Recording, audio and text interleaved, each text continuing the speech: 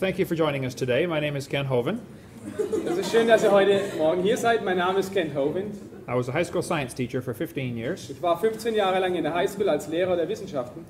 And now I'm an evangelist speaking on creation, evolution, and Und dinosaurs. ich bin jetzt ein Evangelist und halte Seminare über Evolution, Dinosaurier und Schöpfung. This is going to be session number 7 Und das hier ist die Lektion Nummer 7.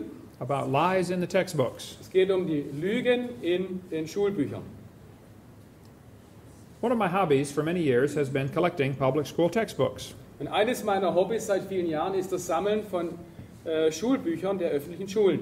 Now, I have hundreds of them Ich habe hunderte von ihnen from many different countries, aus vielen verschiedenen Ländern many different grades, und aus verschiedenen Klassen.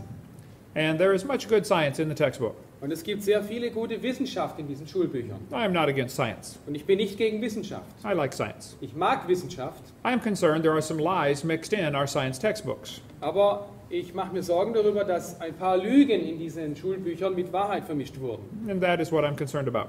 So, und darum kümmere ich mich. In the first part of my seminar series, we talk about how students are being lied to about the Big Bang, they're being lied to about the age of the Earth, they're being lied to about the cavemen, and being lied to about the dinosaurs. In den ersten 3 Videos meiner Serie zeige ich, wo Schüler belogen werden. Und zwar in Bezug auf den Urknall, das Alter der Erde, den Steinzeitmenschen und die Dinosaurier. In this video, we're going to talk about how students are being lied to, 25 more lies in the textbooks. Und in diesem Seminar werde ich jetzt zeigen, wie unsere Schüler und Studenten mit weiteren 25 Lügen konfrontiert werden. I'm not trying to get evolution out of the schools. Ich versuche nicht, die Evolution aus der Schule rauszukriegen. I'm not trying to get creation into the schools. Ich versuche auch nicht, die Schöpfungslehre in die Schulen hineinzubringen. I just want the lies out of the books. Ich möchte nur, dass die Lügen aus den Schulbüchern verschwinden. I'm not against teachers. Ich habe nichts gegen Lehrer. My mother retired from teaching public school. Meine Mutter ist jetzt in Rente und war früher Lehrerin in einer öffentlichen Schule. My brother is in his 34th year teaching public school right now. Und mein Bruder lehrt jetzt seit 34 Jahren in einer öffentlichen Schule. I taught school 15 years. Und ich war in der Schule 15 Jahre als Lehrer. There are many good teachers in the system. Und es gibt in diesem System viele gute Lehrer. I'm just concerned about the lies. Ich kümmere mich um die Lügen. Is there anyone here who thinks teachers or textbooks should be allowed to deliberately lie to students for any reason? Gibt es jemanden hier, der denkt, dass Lehrer oder Schulbücher Lügen verbreiten sollten aus irgendeinem Grund? Gibt es jemanden hier? Okay. Many states in America have laws that require textbooks to be accurate. Es gibt sehr viele Gesetze in den USA, die verlangen, dass Schulbücher richtig sind, richtige Dinge berichten. I don't know if you have a law in Germany like this, but it is common sense. The textbooks should be accurate. Ich weiß nicht, ob es so ein Gesetz in Deutschland gibt, aber es wäre ein gesunder Menschenverstand, sowas zu verlangen. We should not deliberately be lying to students. Wir sollten unsere Schüler nicht absichtlich belügen. Textbooks in the United States just 100 years ago taught the students that God created the heavens and the earth. Vor 100 Jahren lehrten die Schulbücher in Amerika den Schülern, dass Gott die Himmel und die Erde in 6 Tagen geschaffen hat. They taught that prayer is a duty. Und es wurde gelehrt, dass das Gebet eine Pflicht ist. They taught the students that God governs the world in infinite wisdom. Und die Schulbücher lehrten die Schüler, dass Gott die Welt mit unendlicher Weisheit regiert. Today they teach the students that evolution is fact, not theory. Und heute wird gelehrt, dass Evolution eine Tatsache ist und keine Theorie. Something has changed in the last 100 years. In den letzten 100 Jahren hat sich etwas verändert. If someone thinks evolution is a fact, that is okay with me. Wenn jemand denkt, Evolution ist eine Tatsache, dann ist das für mich in Ordnung. And if they want to teach evolution to other people, I can understand. Und wenn er das jemand anderem beibringen will, kann ich das verstehen. But I don't understand why they would lie to support their theory. Aber ich kann nicht verstehen, warum sie lügen, um ihre Theorie zu unterstützen. Evolution is a dying religion, surviving only on tax dollars. Evolution ist eine sterbende Religion, welche nur durch unsere Steuergelder am Leben erhalten wird. Is there anyone here who thinks teachers or textbooks should be allowed to use false information to get students to believe a theory? Ist hier jemand, der denkt, dass falsche Informationen richtig sind, nur um die Schüler dazu zu bringen, ihren Theorien zu glauben? No one? Okay. Niemand?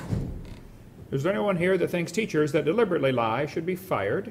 Ist hier jemand anwesend, der denkt, dass ein Lehrer, welcher vorsätzlich lügt, gefeuert werden sollte? Ja. Okay. Good. Is there anyone here who thinks textbooks with lies should be banned or the lies torn out of the book? Gibt es hier jemand, welcher der Meinung ist, Schulbücher voller Lügen müssen verschwinden oder die Lügen darin sollten verschwinden? Okay, good. Amen. It has always amazed me as I study science how two people can look at the same thing and get opposite ideas of what they're seeing. Es hat mich immer verwundert in der Wissenschaft, wie Leute eine Tatsache anschauen können, aber verschiedene Meinungen darüber haben können. Two people can look at Grand Canyon. Zwei Leute können den Grand Canyon anschauen.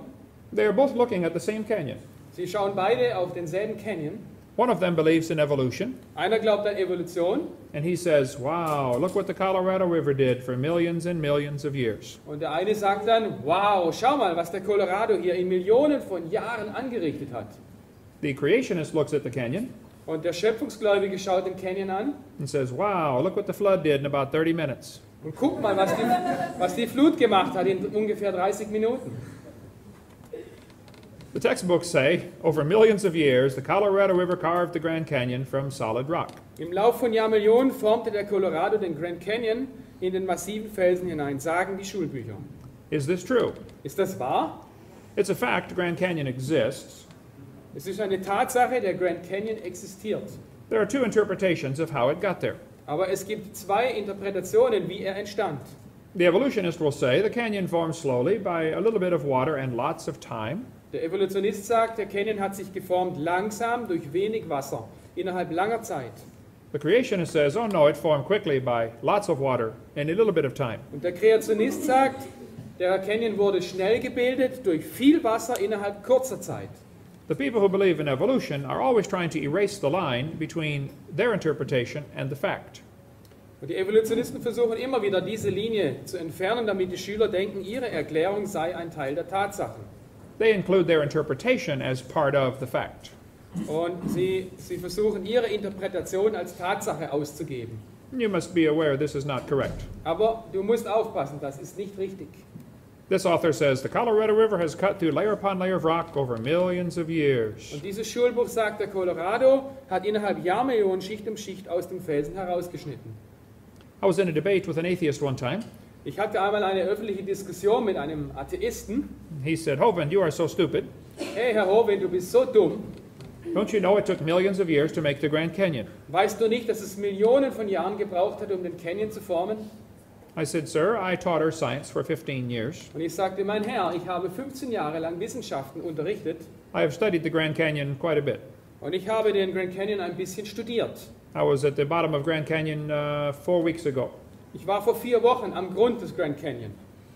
If you built a dam across Grand Canyon, a large lake would fill in behind it. Wenn du jetzt einen Staudamm bauen würdest im Grand Canyon, dann würde sich ein sehr großer See ansammeln. Some of the water from Wyoming drains through the Grand Canyon. Und einiges vom Wasser aus Wyoming fließt durch den Grand Canyon hindurch.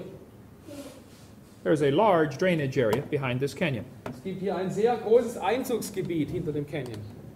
This is a picture of Grand Canyon from a satellite. Und hier ist ein Satellitenfoto vom Grand Canyon. The river comes in on the right and goes across this way and comes out over here. Okay, rechts kommt der Fluss hinein und geht dann einfach durch den Canyon nach links durch. Between these two red lines is higher elevation. This is called the snow line. Und zwischen diesen beiden Linien gibt es eine Erhöhung, das wird die Snow line, elevation, high elevation. Okay, die Schneelinie oder Schneegrenze, als Schneegrenze bezeichnet. The river enters the canyon 850 meters above sea level. Der Fluss tritt auf Meereshöhe 850 Meter in den Grand Canyon ein. The top of this ridge that it cuts across is 2100 to 2600 meters above sea level. Aber die obere Kante vom Grand Canyon ist 2100 bis 2600 Meter über dem Meer. The river flows 460 kilometers through this canyon. Der Fluss legt ungefähr eine Strecke von 460 Kilometern zurück. So the top of the canyon is much higher than where the river enters the canyon. So die Spitze des Grand Canyon ist viel höher wie die Höhe der Quelle. I said, Professor, there are some things you should consider about this canyon. Und ich sagte, lieber Herr Professor, Sie sollten ein paar Dinge betrachten. I said, did you know the top of the canyon is higher than the bottom? Wussten Sie, dass die Spitze des Grand Canyons höher ist wie der Grund? He said, yes. Ja. I said, did you know the river only runs through the bottom? Und wussten Sie, dass der Fluss nur durch den Grund fließt? He said, yes. Er sagt ja. I said, did you know the top is 1,300 meters, the top of the canyon is 1,300 meters higher than where the river enters the canyon? Und wussten Sie, dass die Spitze des Canyons 1300 Meter höher ist wie der Eintritt des Flusses? I said, did you know that rivers do not flow uphill? Wussten Sie, dass Flüsse nicht bergauf fließen? I said, did you know there is no delta? Und haben Sie gesehen, es gibt kein Delta? Nobody knows where the mud is that washed out of Grand Canyon. Und niemand weiß, wo der Dreck ist, der aus dem Grand Canyon herausgewaschen wurde. The water was going through so fast, the mud is probably in the Pacific Ocean. Das Wasser floss wahrscheinlich so schnell hindurch, dass der ganze Schlamm im Ozean ist. That river did not make that canyon. Dieser Fluss hat den Canyon nicht gemacht. Grand Canyon is a washed out spillway. Und dieser Canyon, das ist einfach ein ausgewaschenes Becken. There used to be two large lakes behind Grand Canyon. Und es gibt zwei Seen hinter dem Grand Canyon, The lakes are gone. aber diese Seen sind weg. The place where they flowed through is still there. Aber der Weg, den diese Seen genommen haben, der ist immer noch vorhanden. Anyone that has ever built a dam to hold water will understand. Und jeder, der schon mal einen Damm gebaut hat, der weiß das. Once the water gets too deep and goes over the top of the dam, Irgendwann, wenn das Wasser zu hoch wird und über den Damm schwappt, it will wash out a crack in a few seconds. dann wird es eine Lücke in den Damm herein oder herauswaschen in ein paar Sekunden. Almost all rivers come together at angles less than 90 degrees. Und alle Flüsse kommen zusammen mit einem Winkel kleiner als 90 Grad. If you look at Grand Canyon, the rivers on the left side come together at less than 90 degrees. Und wenn du den Canyon anguckst, die Flüsse links davon, kommen alle zusammen mit einem Winkel kleiner als 90 Grad. The rivers on the right side go backwards to hit the main channel. Und die Flüsse auf der rechten Seite fließen alle rückwärts in den Kanal hinein. This is an indication of a lake that is draining and the water runs off the dam, hits the channel, turns around and comes back out. Und das ist ein Hinweis für einen See, der abläuft. This river did not make this canyon. Dieser Fluss hat diesen Canyon nicht geschaffen. This is one of the lies in the textbooks. Das ist eine dieser Lügen in den Schulbüchern. It is not possible for the river to flow uphill to start making this canyon. Es ist einfach nicht möglich, dass dieser Fluss bergauf fließt und diesen Canyon schafft. Are there any farmers who may know what this machine is? Gibt es hier irgendwelche Landwirte, die wissen, um was es sich bei dieser Maschine handelt? Yeah. A calf puller. Ja, ein Kalbzieher. Once in a while, a cow has a difficult time having the baby calf. Und wenn eine Kuh Probleme hat bei der Entbindung ihres Kalbes, They will attach the calf puller and pull the calf out of the cow. dann setzen sie den Kalbzieher an und ziehen das Kalb aus der Gebärmutter. One day there was a farmer pulling a calf.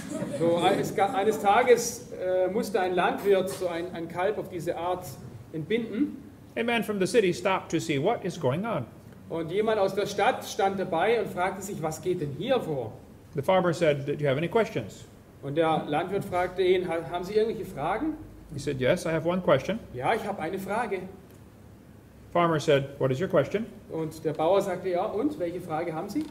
The man from the city said, "How fast do you think that calf was going when it ran into that cow?" Der Mann aus der Stadt fragte den Bauern, wie schnell lief dieses Kalb, als es auf die Kuh traf? Two people can see the same thing.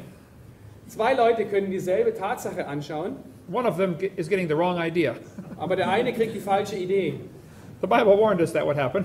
Und die Bibel warnt uns dafür, dass so etwas passiert. It said in the last days there will be scoffers walking after their own lust. Und die Bibel sagt, in den letzten Tagen kommen Spötter, die nach ihren eigenen Lüsten wandeln.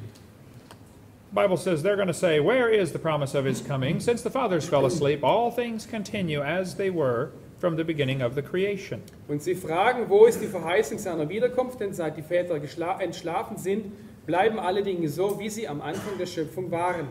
This is an important phrase. Das ist eine sehr wichtige Aussage. The scoffers think the way things are happening now is the way they've always been happening. Die Spötter denken, dass die Dinge so geschehen, wie sie heute geschehen, auch früher so geschahen. The Bible says they are willingly ignorant. Sie sind willig oder absichtlich unwissend, sagt die Bibel. That means dumb on purpose. Das heißt blöd aus Absicht.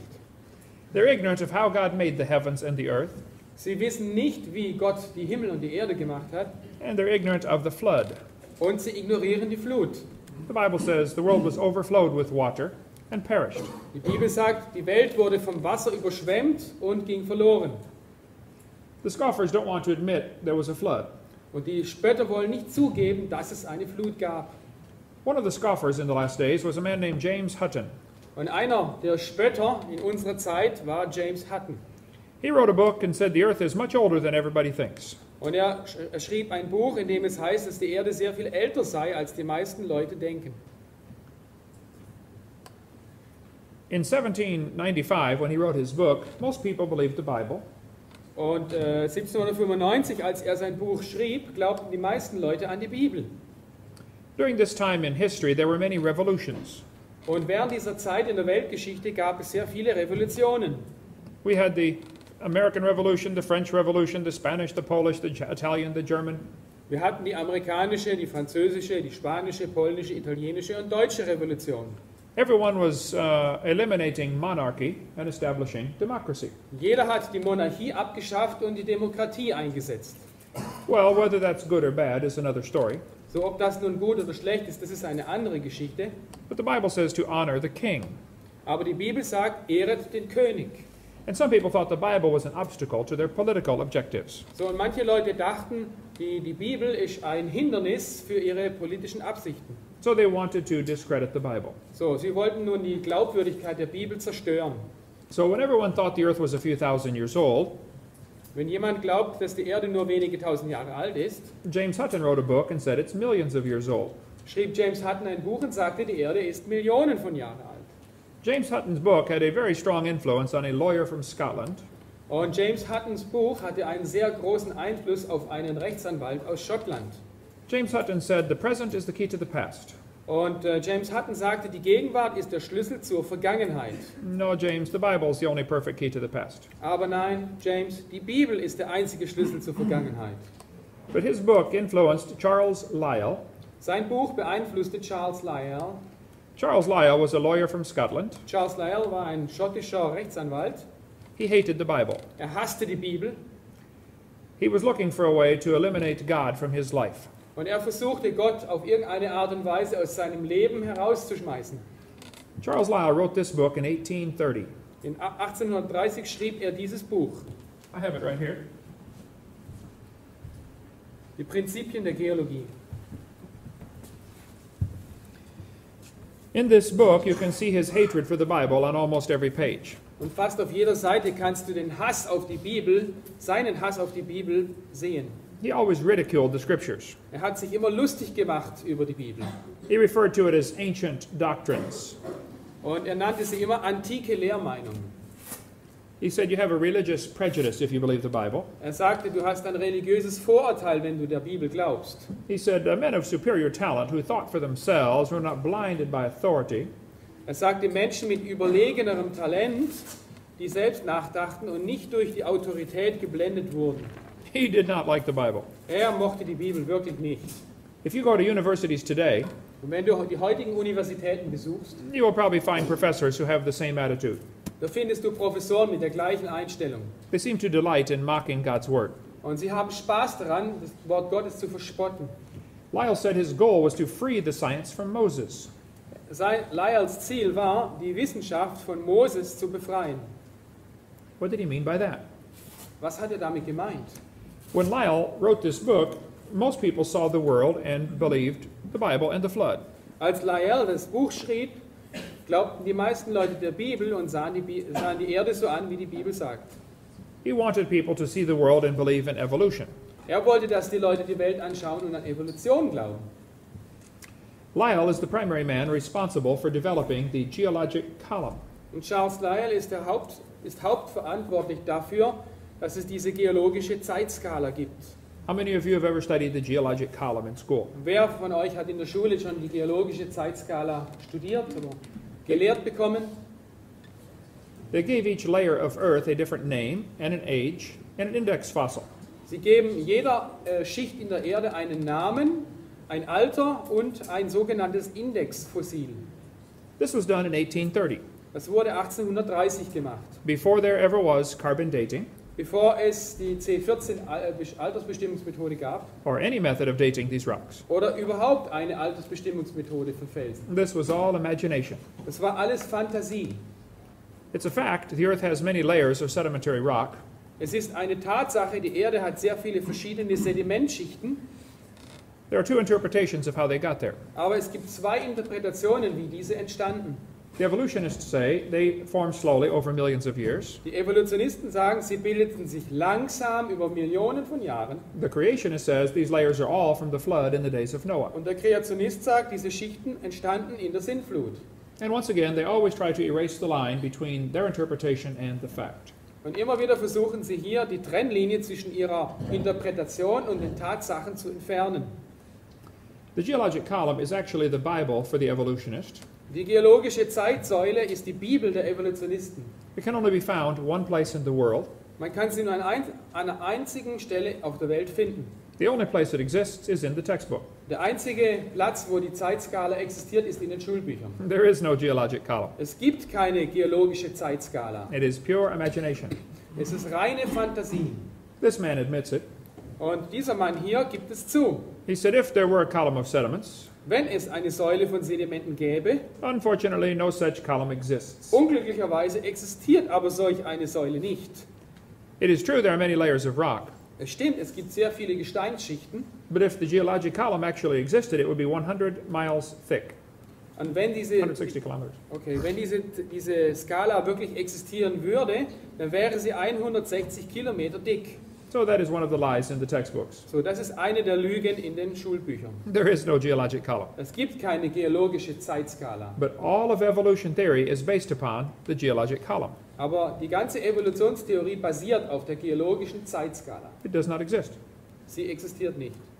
It is true there are many layers of rock, Es gibt sehr viele Gesteinsschichten, das ist wahr. but if those layers were different ages, why are there no erosion marks between the layers? Und wenn diese Gesteinsschichten für verschiedene Zeiten stehen, warum gibt es dazwischen keine Erosionsanzeichen? If that layer sat there for 5 million years waiting for the next one, Wenn diese Schicht jetzt 5 Millionen Jahre gewartet hätte, bis sich die nächste auf ihr abscheidet, don't you think it would rain once in a while? würde es dazwischen nicht einmal regnen. There are no erosion marks between the layers. Aber es gibt keine Anzeichen von Erosion zwischen diesen Gesteinsschichten.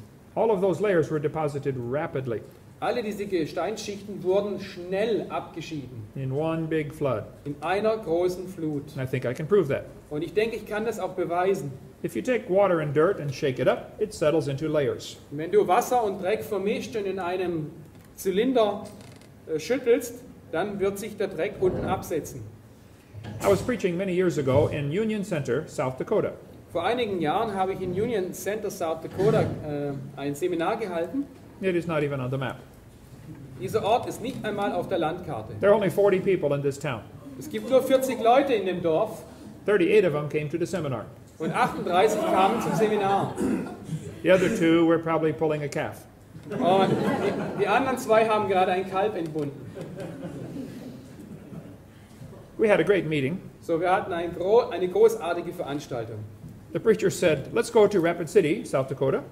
Der Prediger sagte, komm, lass uns nach Rapid City gehen. They have a museum with dinosaur bones. Und die haben dort ein Museum mit Dinosaurierknochen. I said, I like dinosaurs. Let's go. Und ich sagte, ich mag Dinosaurier, lasst uns hingehen. We went to the museum. Wir gingen ins Museum A man met us at the door and said, may I give you a tour? und ein Mann traf uns am Eingang und schlug uns vor, uns zu führen. We said that would be great. Und wir sagten, wunderbar. The first place we stopped on the tour was the geologic chart. Und der erste Ort, an dem wir Halt machten, war bei dieser geologischen Skala. He said, this layer of rock you're looking at is about 70 million years old. Und diese Gesteinsschicht hier ist 70 Millionen Jahre alt. My daughter was 12 years old. Meine Tochter war damals 12 Jahre alt. She said, how do you know that layer is 70 million years old? Und sie fragte, wie wissen Sie, dass diese Schicht 70 Millionen Jahre alt ist? He said, we know the age of the rock layers because of the fossils we find in them. Und er sagte, wir kennen das Alter dieser Gesteinsschicht wegen dem Alter der Fossilien, die darin vorkommen. She said, thank you, sir. Und sie sagte, danke, mein Herr. We walked around on this side, and the man said, these fossils are about 100 million years old. Und dann gingen sie auf die andere Seite und er sagte hier, diese Fossilien sind 100 Millionen Jahre alt. My daughter raised her hand again. Und meine Tochter streckte wieder She said, how do you know the age of these bones? und fragte, woher wissen Sie das Alter dieser Knochen? He said, we know the age of the fossils because of the layer they came from. Wir kennen das Alter der Fossilien da, weil wir wissen, aus welcher Gesteinsschicht sie kommen. She said, excuse me, sir. Und sie fragte wieder, entschuldigen Sie, mein Herr, When we were standing over there, you told me the age of the layers is because of the fossils. als wir da drüben standen, sagten Sie mir, das Alter der Gesteinsschicht wird durch die Fossilien bestimmt. And now you tell me you know the age of the fossils because of the layers. Und jetzt erzählen Sie mir, Sie kennen das Alter der Fossilien wegen dem Alter der Gesteinsschichten. She said, isn't that circular reasoning? Ist das nicht eine zirkuläre Beweisführung? The man had a strange look on his face. Und der Mann hatte auf einmal einen seltsamen Gesichtsausdruck. It was almost as if he were thinking. Und es erschien fast so, als ob er nachdenken würde. He looked at my daughter. Er schaute meine Tochter an, He looked at me. er schaute mich an, I was not going to help him. aber ich wollte ihm nicht helfen. I said, this is going to be interesting. Und ich dachte, das wird interessant. He looked back at my daughter. Er schaute meine Tochter wieder an He said, you are right. I never thought of that before. und sagte, du hast recht, ich habe da noch nie drüber nachgedacht. That is circular reasoning. Das ist, Zirkelschluss nennt man das, ja. Ah. Zirkelschluss nennt man das. That man drove 50 miles to come hear me preach that night. Und dieser Mann 80 fuhr 40 Meilen, um mich an diesem Abend predigen zu hören. The crowd swelled to 39. Und die Menge wuchs an auf 39. Afterwards, he talked to me for almost an hour. Danach hat er fast eine Stunde lang mit mir geredet. He said, is everything I believe about geology wrong? Und er fragte mich, ist alles, was ich über Biologie glaube, falsch? He said, I teach geology in the college. Er sagte, ich lehre Geologie im College, im Gymnasium. I said, no, you've learned many good things. Und ich sagte, nein, Sie haben bestimmt sehr viele gute Sachen gelernt. You've learned the names of all the minerals. Sie haben die Namen der ganzen Mineralien gelernt. There are nearly 1,200 different Und minerals. es gibt ungefähr 1200 verschiedene Mineralien. Some have names about this big. Und manche haben so lange Namen. I said, you have learned many good things about geology. Du hast sehr viele gute Dinge über Geologie gelernt. But the layers are not different ages. Aber die Schichten sind keine unterschiedlichen Zeitalter. It is based on circular reasoning. Sie basieren auf Zirkelschluss. I will show you. Und ich zeige dir das. On page 306, it tells the students to date the rocks by the fossils. Okay, auf Seite 306 heißt es, bestimme das Alter der Felsen durch die Fossilien. On page 307, it says date the fossils by the rocks. Und auf Seite 307 heißt es, bestimme das Alter der Fossilien durch die Felsschicht. This is silly. Das ist dumm. We could talk all day about circular reasoning. Wir könnten den ganzen Tag uns über den Zirkelschluss unterhalten. They do not date the fossils by carbon dating. Sie bestimmen nicht das Alter von Felsen durch die C14-Methode. Radiometric dating would not have been feasible if the geologic column had not been erected first. Radiometrische Datierung wäre nicht machbar gewesen, wenn die geologische Säule vorher nicht erstellt worden wäre. This man says the rocks do date the fossils, but the fossils date the rocks more accurately. Dieser Mann sagte, die Gesteine datieren die Fossilien, aber die Fossilien datieren die Gesteine genauer.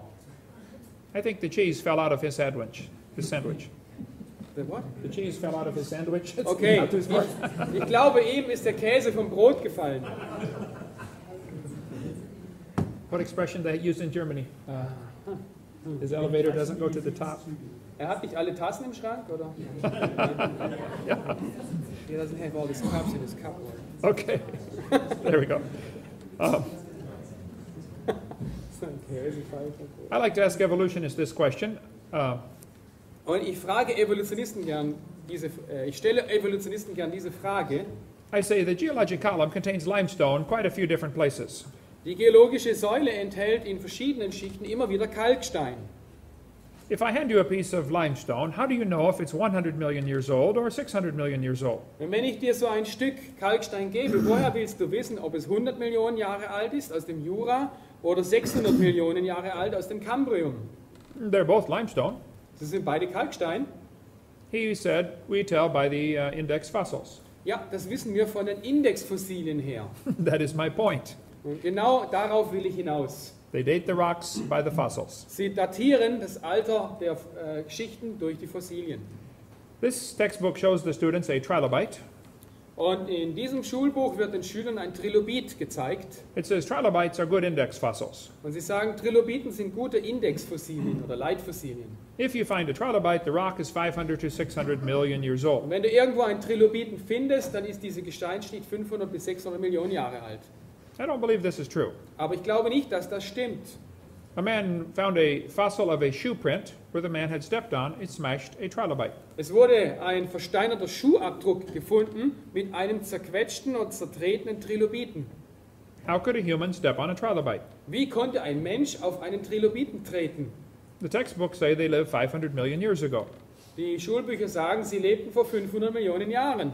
They say man did not come till 3 million years ago. Aber die Menschheit existiert erst seit 3 Millionen Jahren. And then he didn't wear shoes till 5,000 years ago. Und dann haben sie 5000 Jahre lang keine Schuhe angehabt. I don't think trilobites lived millions of years ago. Ich glaube nicht, dass Trilobiten vor Millionen von Jahren gelebt haben. One man said, maybe aliens visited the planet 500 million years ago. Und jemand sagte, ja, vielleicht sind die Aliens vor 500 Millionen Jahren gekommen und haben den Planeten besucht. No, that will explain it. Ja, das ist die Erklärung.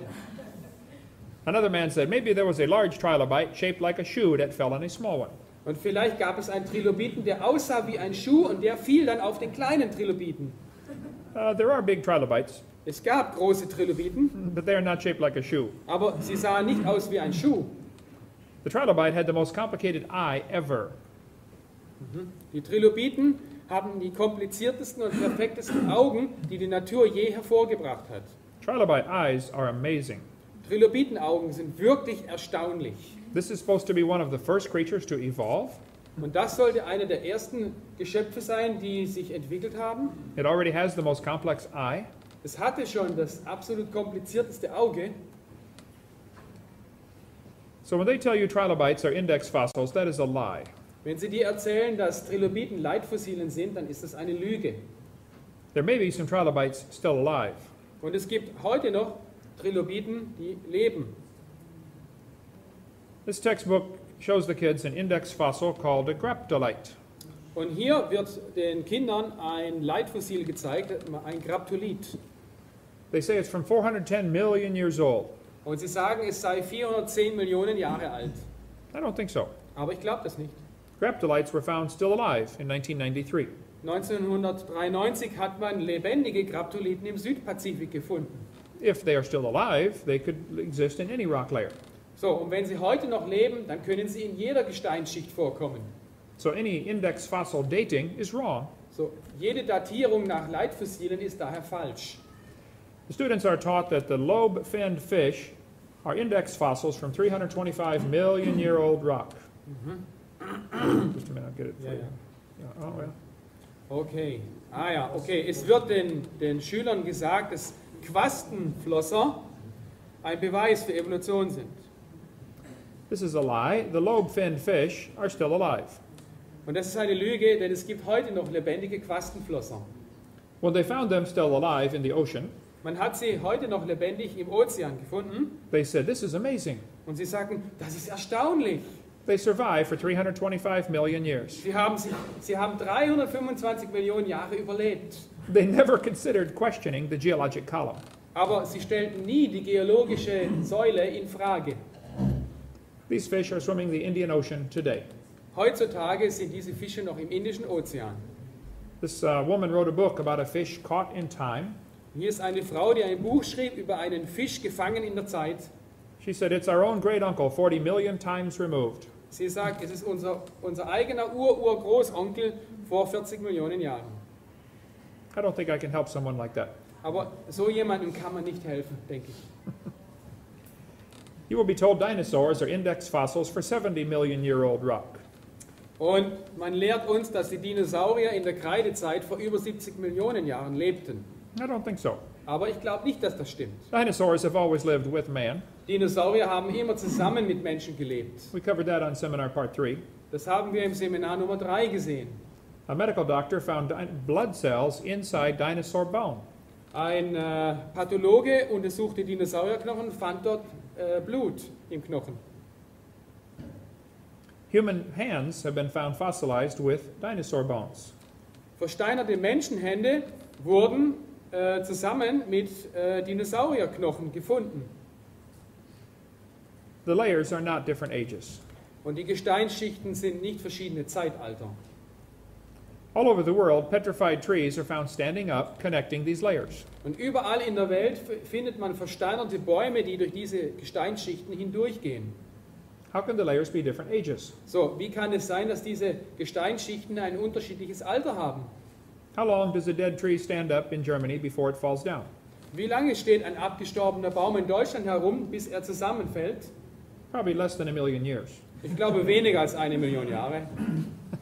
Those layers cannot possibly be different ages. Diese Gesteinsschichten können unmöglich verschiedene Zeitalter sein. Maybe by a few weeks or months. Vielleicht ein paar Wochen oder Monate. If they were buried in mud, it would take a few years to petrify. Und wenn sie im Schlamm eingebettet sind, dann dauert es ein paar Jahre, bis sie versteinern. I think the best explanation for petrified trees standing up is the flood. Ich denke, die beste Erklärung für versteinerte, aufrecht stehende Bäume ist die Sintflut. There are not just 1 or 2 of these trees. Es gibt nicht nur 1 oder 2 dieser Bäume, There are thousands of them. es gibt Tausende von ihnen. In a large coal mine in Alabama, In einer großen Kohlemine in Alabama they find dozens of trees standing up. fanden sie Dutzende von aufrecht stehenden Bäumen. They are connecting 2 seams of coal. Und sie haben 2 Kohleflöze verbunden. The textbooks say the first layer of coal came from trees that lived millions of years ago, Und die Schulbücher sagen, die erste Kohleschicht entstand vor Millionen von Jahren. and then there were millions of years of dirt on top, Und dann kam Millionen Jahre lang nur Dreck obendrauf.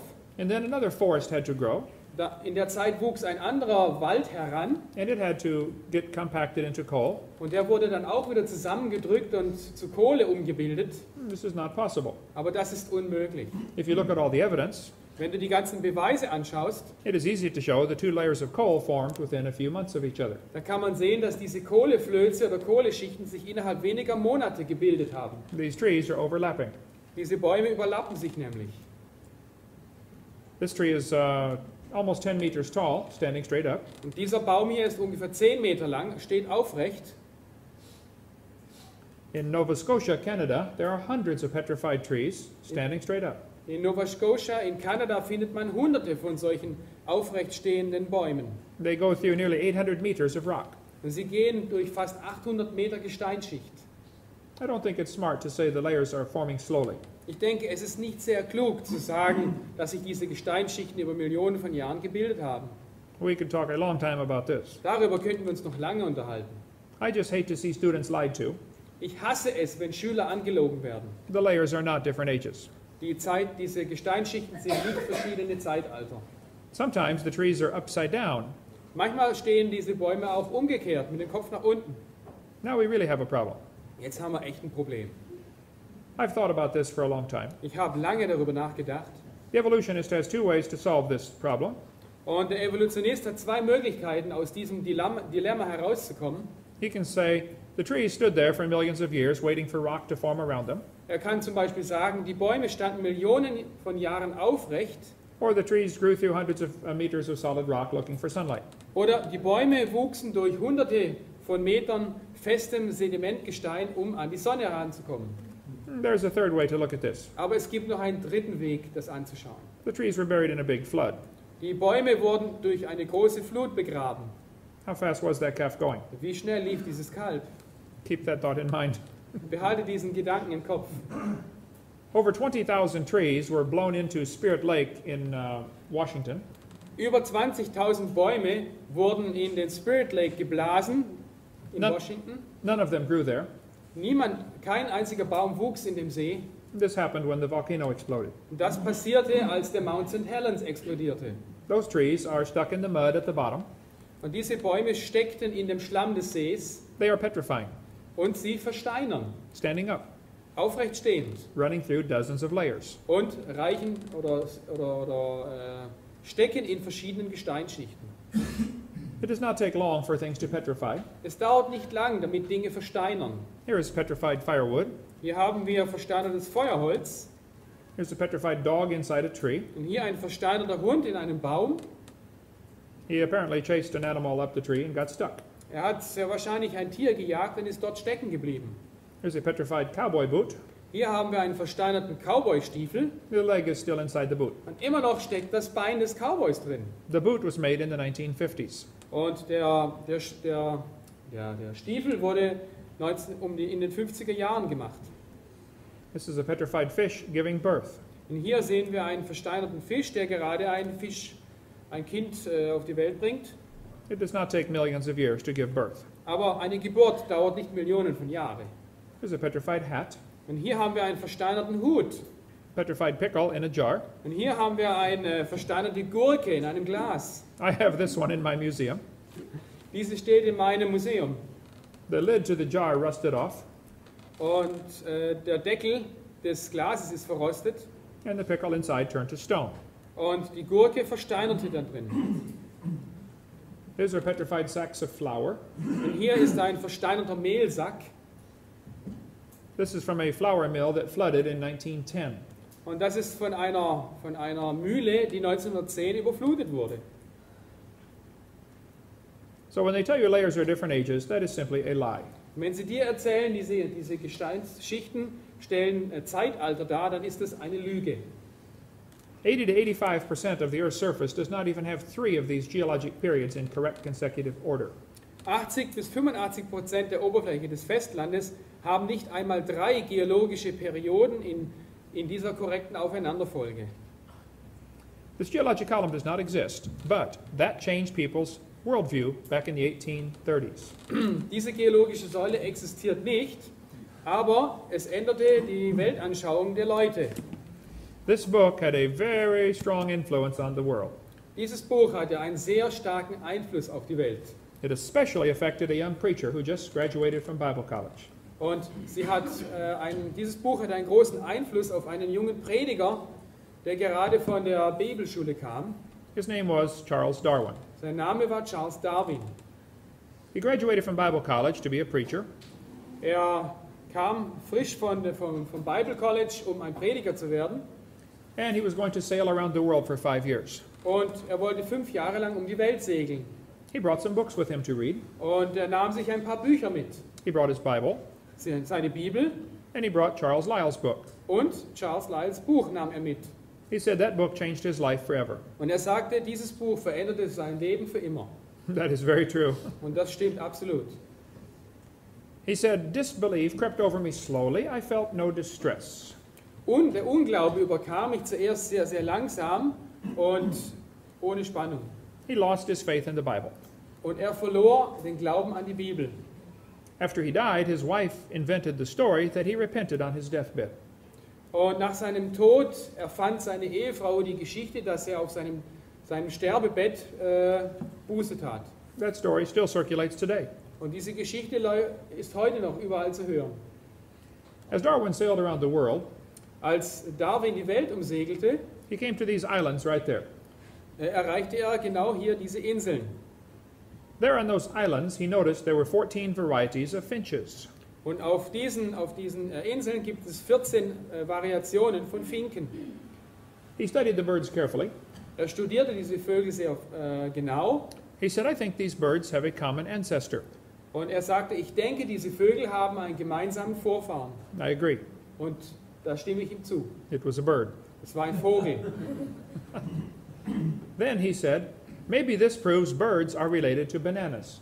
Und er sagte, vielleicht beweist das die Verwandtschaft dieser Vögel mit Bananen. People say, oh, he did not say that. Und Leute sagen, nein, das hat er nie gesagt. Yes, he did. Aber doch, das hat er. Here's his book right here Hier ist sein Buch on page 170. auf Seite 170. He said, it's a truly wonderful fact that all animals and all plants throughout all time and space should be related to each other. Und er sagte, es ist eine wunderbare Tatsache, dass alle Tiere und Pflanzen durch Zeit und Raum miteinander verwandt sind. Just because you see 14 kinds of birds, Nur weil du 14 verschiedene Arten von Vögeln siehst, that does not prove birds are related to bananas. bedeutet das nicht, dass Vögel mit Bananen verwandt sind. What Charlie observed is sometimes called microevolution. Was Charlie hier beobachtete, nennen wir Mikroevolution. I don't like that word. Ich mag dieses Wort aber nicht, I think it confuses the students. weil es die Schüler durcheinander bringt. But we will explain it. Aber wir werden das erklären. Microevolution tells us dogs produce a variety of dogs. Mikroevolution sagt, dass ein Hund andere Arten von Hunden produziert. And roses produce a variety of roses. Und Rosen bringen andere Arten von Rosen hervor. This is a fact. Das ist eine Tatsache. It's also what the scriptures teach. Und das ist auch genau das, was die Bibel lehrt. They will bring forth after their kind. Sie bringen andere Arten vor nach ihrer Art. The question is, does it go any farther than that? Aber die Frage ist, geht es weiter als das? This word evolution has many different meanings. Das Wort Evolution hat sehr viele unterschiedliche Bedeutungen. Big dogs and little dogs probably have a common ancestor. Große Hunde, kleine Hunde haben sehr wahrscheinlich einen gemeinsamen Vorfahren. And it was a dog. Das war ein Hund. And we showed how that a dog, a wolf, and a coyote probably have a common ancestor. Und wir haben schon gesehen, dass ein Hund, ein Wolf und ein Kojote wahrscheinlich einen gemeinsamen Vorfahren haben. But a child knows they're the same kind of animal. Und sogar ein Kind weiß, dass sie zu derselben Tierart gehören. Yesterday we had a 5-year-old who could get it right. Und gestern hatten wir einen 5-Jährigen, der das richtig festgestellt hat. We said we have a dog, a wolf, a coyote, and a banana. Which one is not like the others? Und wir fragten hier, wir haben einen Hund, einen Wolf, einen Kojote und eine Banane. Wer ist anders als die anderen? And he said, the banana. Und er sagte, die Banane. That's right. That's what the Bible teaches. They shall bring forth after their kind. Und das ist genau das, was die Bibel sagt. Ein fruchttragender Baum bringt hervor nach seiner Art. Das lebendige Getier nach seiner Art. There are no exceptions to that. Es gibt keine Ausnahmen. If someone wants to believe it was different in the past, Wenn jemand glauben möchte, dass es in der Vergangenheit anders war, that is fine with me. okay, habe ich kein Problem damit. But it's not science. Aber das ist nicht Wissenschaft. It's their religion. Es ist Religion. The word evolution has 6 meanings. Das Wort Evolution hat 6 Bedeutungen. We covered this yesterday. Das haben wir uns gestern schon angeschaut. There would have to be cosmic evolution, chemical evolution, stellar evolution, organic, macro, and micro. Es gibt die kosmische Evolution, die chemische Evolution, die planetare Evolution, die organische Evolution, die Makroevolution und die Mikroevolution. Number 6 is actually scientific. Und die 6. Art ist wirklich wissenschaftlich belegbar. The first 5 are religious. Die ersten 5 sind religiös. You have to believe that they happened. Du musst glauben, dass sie passiert sind. It's only imagination. Das ist nur Fantasie, It's not science. aber nicht Wissenschaft. This textbook changes the definition. Und dieses Schulbuch hier ändert die Definition von Evolution. They say evolution is change over time. Sie sagen, die Evolution hat sich verändert über die Zeit. I agree. Things change. Und ich stimme damit überein, dass sich Dinge verändern. Then they say, in other words, living things have changed over time. Und sie sagen hier, es gibt keinen Zweifel, dass sich lebendige Dinge über die Zeit verändert haben. Are they going to skip the first 4 definitions of the word? Werden sie hier die ersten 4 Definitionen verwerfen? They want to start with living things. Sie wollen anfangen mit lebendigen Dingen. How would they explain the other ones? Wie wollen sie die anderen erklären? They don't want to talk about those. Aber darüber wollen sie nicht reden, They have no idea how this can happen. weil sie keine Idee haben, wie das passieren könnte. Then they say, in other words, evolution is a change in species over time. Und sie sagen, Evolution kann man definieren als die Veränderung der Arten über die Zeit. That's a lie. That's not really what they mean. Aber das ist eine Lüge, das ist nicht das, was sie wirklich meinen. They want to give you examples of microevolution. Sie möchten dir Beispiele von Mikroevolution geben, There are millions of those. und es gibt Millionen von diesen Beispielen, And make you believe that all the theory has been proven. und möchten dir damit weismachen, dass die Theorie damit bewiesen ist. Variations certainly happen, but they have limits. Variationen passieren, aber sie haben Grenzen. Farmers have been trying to get bigger pigs for a long time, Bauern versuchen, größere Schweine zu züchten, schon seit langem, but they will never get a pig as big as Texas. aber sie werden nie so große Schweine bekommen wie die in Texas. There's a limit. Es gibt eine Grenze. Roaches become resistant to pesticides, Kakerlaken werden resistent gegen Pestizide, but they will never become resistant to a sledgehammer. aber sie werden nie resistent einem Hammer gegenüber. There's a limit. Es gibt eine Grenze. They always produce the same kind of plant or animal. Sie bringen immer dieselbe Art von Tier oder Pflanze hervor. That's not really evolution. Das ist nicht Evolution. It's variations of the same kind. Das ist einfach nur die Variation innerhalb der gleichen Art. The gene pool of the new variety is always more limited than before. Der Genpool der neuen Variation ist immer begrenzter oder kleiner wie der vorherige Genpool. Someone spent years trying to make the Chihuahua. Jemand hat sich jahrelang abgemüht, den Chihuahua zu schaffen. All of that time and money to make a dog that is 100% useless. So viel Geld und Zeit, einen Hund hervorzubringen, der 100% nutzlos ist. How long would the Chihuahuas last in the real world? Wie lange würde ein Chihuahua in der Realität überleben? Not very long. Nicht besonders lange. There are varieties of corn. Es gibt verschiedene Varianten von Mais. They probably had a common ancestor. Und sie hatten wahrscheinlich einen gemeinsamen Vorfahren. Corn. Mais. Real evolution would need an increase in genetic complexity. Wirkliche Evolution würde eine Zunahme an Information benötigen. We never see that. Aber wir sehen nicht, dass das passiert. I grew up in Illinois. Ich bin in Illinois aufgewachsen. There are hundreds of kinds of corn. Und es gibt hunderte verschiedene Maisarten. And they probably had common ancestor. Und sie hatten wahrscheinlich einen gemeinsamen Vorfahren. But you will never get a hamster or a tomato or a whale to grow on your cornstalk. Aber du wirst es nie schaffen, dass ein Wal oder eine Tomate oder ein Hamster aus deiner Maispflanze herauskommt. There is a limit. Es gibt eine Grenze. There are a variety of dogs in the world. Es gibt eine Vielzahl Arten von Hunden in der Welt. This Irish textbook calls it divergent evolution. Und dieses Schulbuch nennt dieses Phänomen divergierende Evolution. Oh, don't give it a fancy name. It's still a dog. Gib ihm nicht so einen komplizierten Fantasienamen, es ist immer noch ein Hund. It's not divergent evolution. Es ist nicht divergierende Evolution. It's exactly what God predicted. Es ist genau das, was Gott vorhergesagt hat. They bring forth after their kind. Sie bringen hervor nach ihrer Art. This Mexican textbook says the horse and the zebra have a common ancestor. Dieses mexikanische Schulbuch sagt, das Zebra und das Pferd haben einen gemeinsamen Vorfahren. I agree. Und da stimme ich überein. It looked like a horse. Es sieht aus wie ein Pferd.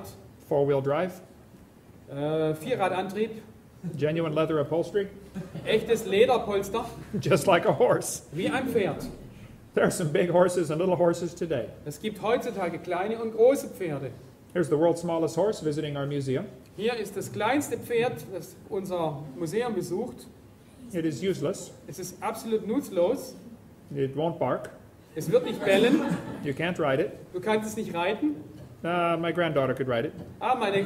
Meine Enkelin kann es reiten. Horses, zebras, and asses can be crossbred. Also Pferde, Zebras und Esel kann man kreuzen. They have competition in California Sie haben Wettbewerbe in Kalifornien. to see who can get the strangest animal. Wer bringt das seltsamste Tier hervor? They get Zorses, Zonkies, Zionis, Zedonks, and Shebras. Sie haben das Pferd, den Zesel, das Zeoni, den Zebesel und das Schebra. They crossbreed many different ways. Sie versuchen es auf verschiedene Arten zu kreuzen.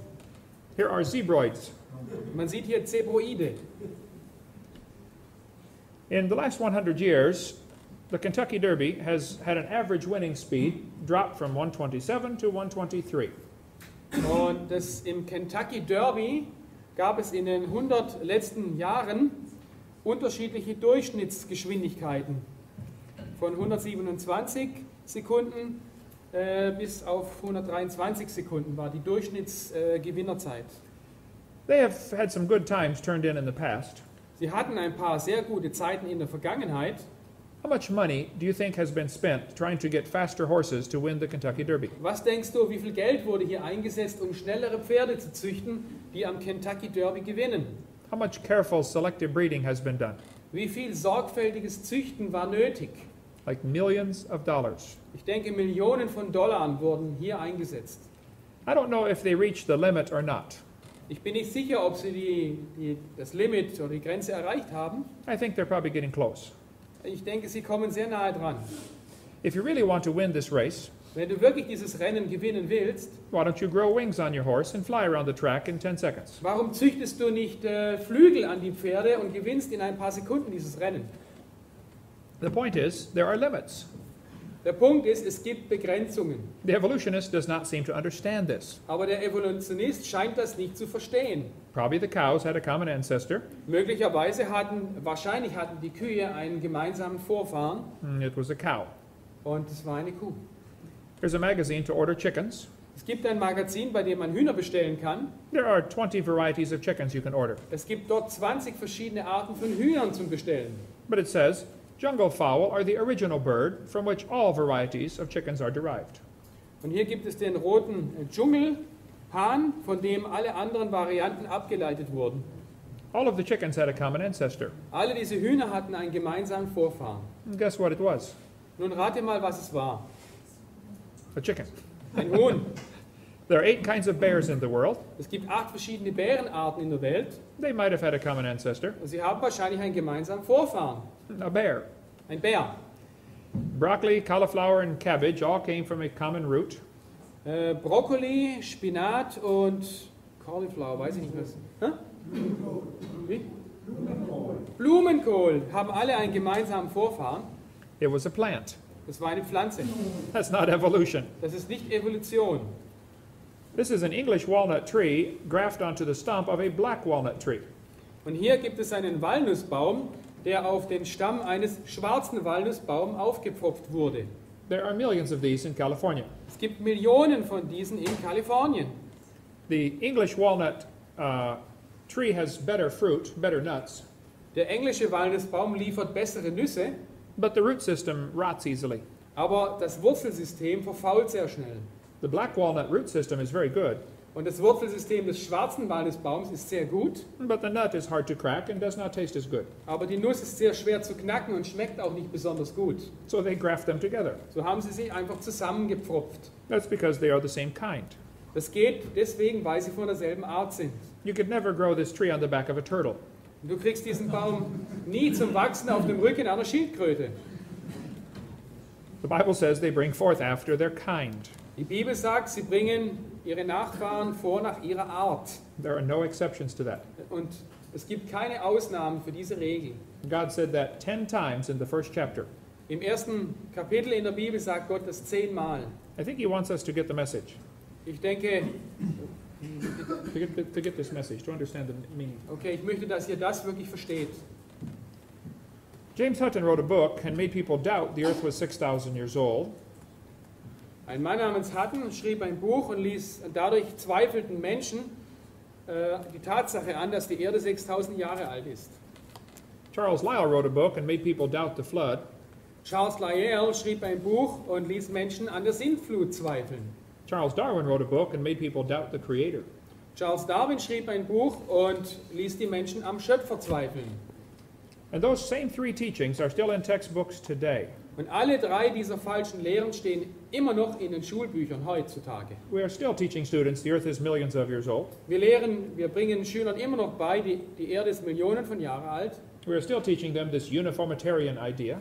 Und wir bringen ihnen immer noch diese uniformitarianistische Idee, dass die Gegenwart der Schlüssel zur Vergangenheit ist. That is what Lyell taught. Das ist, was Lyell lehrte. And we're still teaching them we got here by evolution. Und wir lehren ihnen, die Kinder immer noch, dass wir hier sind ohne Gott. That is what Charles Darwin taught. Und das ist, was Charles Darwin lehrte. Hitler said, let me control the textbooks, I will control the state. Hitler sagte, lass mich die Lehrbücher oder Schulbücher kontrollieren und ich werde den Staat kontrollieren. Professor Wilson from Alabama said he was a born-again Christian. Professor Wilson aus Alabama sagte, ich bin ein wiedergeborener Christ. Go ahead and read this in German. Als ich 15 war, trat ich in der südlichen Baptistenkirche ein, mit großem Eifer und Interesse an der Religion der Fundamentalisten.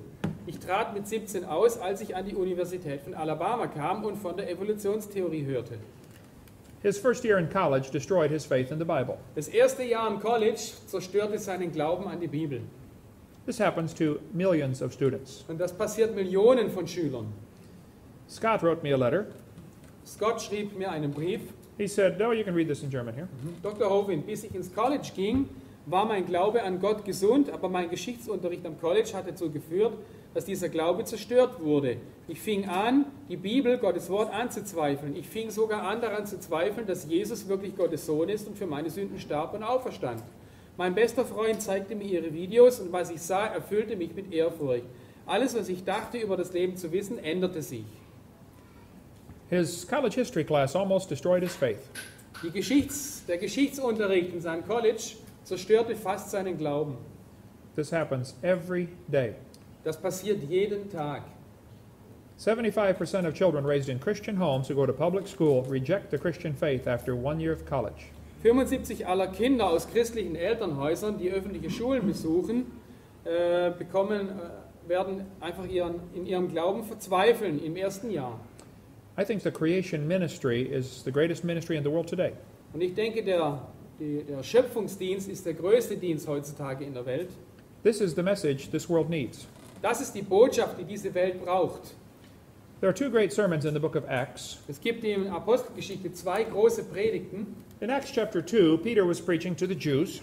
In Apostelgeschichte 2 predigt Petrus den Juden. He quoted many scriptures. Und er zitierte sehr viele Bibelstellen. The Jews are familiar with scriptures. Und die Juden waren sehr vertraut mit der Bibel. That is how you must reach them. Und deswegen muss man sie auf diese Art erreichen. In Acts chapter 17, Und im nächsten Kapitel 17 Paul was preaching on Mars Hill. predigte Paul auf dem Marshügel in Athen. He did not quote one scripture. Aber er hat nicht eine einzige Bibelstelle zitiert. An entire sermon with no Bible verses. In der ganzen Predigt gab es keine Bibelstellen. He said, I want to talk to you about the unknown God. Er sagte zu den Athenern, ich möchte mit euch über den unbekannten Gott reden. He said, God that made the world. Er sagte, Gott, der die Welt gemacht hat. He started with creation. Er fing an mit der Schöpfung. I think we need to reach people starting with the creation message. Wenn du Leute erreichen willst, dann musst du mit der Schöpfungsgeschichte anfangen. If God is the creator, Wenn Gott der Schöpfer ist, he is the owner. dann gehört ihm die Schöpfung auch. Our job is to find out what he wants Und wir sollen herausfinden, was er möchte. and do what he says. Und einfach tun, was er sagt. He owns this place. Ihm gehört dieser Ort. He makes the rules, Er macht die Regeln, whether you like it or not. ob du das magst oder nicht. There are some people who don't like God telling them what to do. Es gibt Leute, die mögen es nicht, dass Gott ihnen vorschreibt, was sie tun sollen. Satan warned us, or the Bible warned us these people would come. Und die Bibel hat uns vor diesen Leuten gewarnt. Paul said to Timothy, be careful about science that is falsely so called. Und die Bibel sagt hier, O Timotheus, bewahre das dir anvertraute Gut, indem du ungöttlichen und eitlen Reden und Widersprüchen der fälschlich sogenannten Wissenschaft vermeidest. Evolution is not science. Evolution ist nicht Wissenschaft. It's a religion. Es ist eine Religion. It's a substitute for Christianity. Es ist ein Ersatz für das Christentum. There are probably thousands of people within a few miles of here who believe in evolution. Und es gibt im Umkreis von vielen tausend Kilometern Leute, die an Evolution glauben. Everyone thinks the mission field is across the ocean. Und jeder denkt, das Missionsfeld ist irgendwo hinter dem Ozean. No, it's across the street. Nein, es ist über der Straße. There's somebody you can reach with the creation Und story. es gibt jemanden, den du mit der Schöpfungsgeschichte erreichen kannst. We have found that spreading the message of creation is a great evangelistic tool. Und wir haben herausgefunden, wenn man die Schöpfungsgeschichte verbreitet, hat man ein sehr gutes evangelistisches Werkzeug. And you could get involved in this. Und du kannst hier auch mitmachen. You say, oh, I don't understand carbon dating. Oh nein, ich habe keine Ahnung von C14-Methode. Okay, then help the 10-year-olds understand creation. Okay, egal, dann hilft den 10-Jährigen, die Schöpfung zu verstehen. They never ask about carbon dating. Sie stellen nie Fragen über C14-Methode. Everybody can reach somebody. Jeder kann irgendjemand erreichen. There's somebody who will listen to you today. Und es wird irgendjemand geben, der dir auch heute zuhört. You can get our materials and make copies. Und du kannst unser Material bekommen und es kopieren. People will sit home and watch a video that you will never get to come to church. Und Leute werden ein Video angucken zu Hause, aber das sind genau die Leute, die nie in die Gemeinde kommen würden. Especially men. Vor allem Männer. If they're sitting at home holding the remote, Und wenn die Männer zu Hause sitzen, ihre Fernbedienung halten, this feeling of power surges through their body. und durchströmt sie ein Gefühl der Macht. How many know what I'm talking about? Wie viele wissen, was es bedeutet? Yes! Give them a videotape to watch. Gib ihnen ein Video, das sie anschauen können. It is amazing how many will get saved. Es ist wirklich erstaunlich, wie viele Leute gerettet werden. If you're here today and you're not sure you're a Christian, Wenn du heute hier bist und du weißt nicht sicher, ob du ein Christ bist, then what are you waiting for? auf was wartest du? You need to think about this. Du solltest darüber nachdenken. You'll be dead for a long time. Du wirst eine lange Zeit tot sein You could die today. und du kannst heute sterben. Have you seen the way they drive in your country? Hast du gesehen, wie sie in deinem Lande fahren? I'm going to die someday. Ich werde eines Tages sterben. I'm going to try to make it the last thing I do, Und ich versuche, dass es das Letzte ist, was ich tue. but it's going to happen. Aber es wird passieren. It's going to happen to you too. Und dir wird es auch passieren. And you will be dead for a long time. Und du wirst eine lange Zeit tot sein. Make sure you're going to the right place. Und mach einfach sicher, stelle sicher, dass du an den richtigen Ort kommst. This evolution theory is only supported by lies. Diese Evolutionstheorie wird nur durch Lügen unterstützt. In the next session, we will cover many more lies in the textbook. Und in der nächsten Lektion werden wir weitere Lügen betrachten. Go home and call someone and bring them with you to the seminar. Wenn du nach Hause gehst, ruf jemanden an und bring ihn mit zu diesem Seminar. And we will see you this afternoon. Und wir werden uns heute Nachmittag wieder sehen. Thank you for joining us. Schön, dass ihr heute hier bei uns seid. My name is Ken Hovind.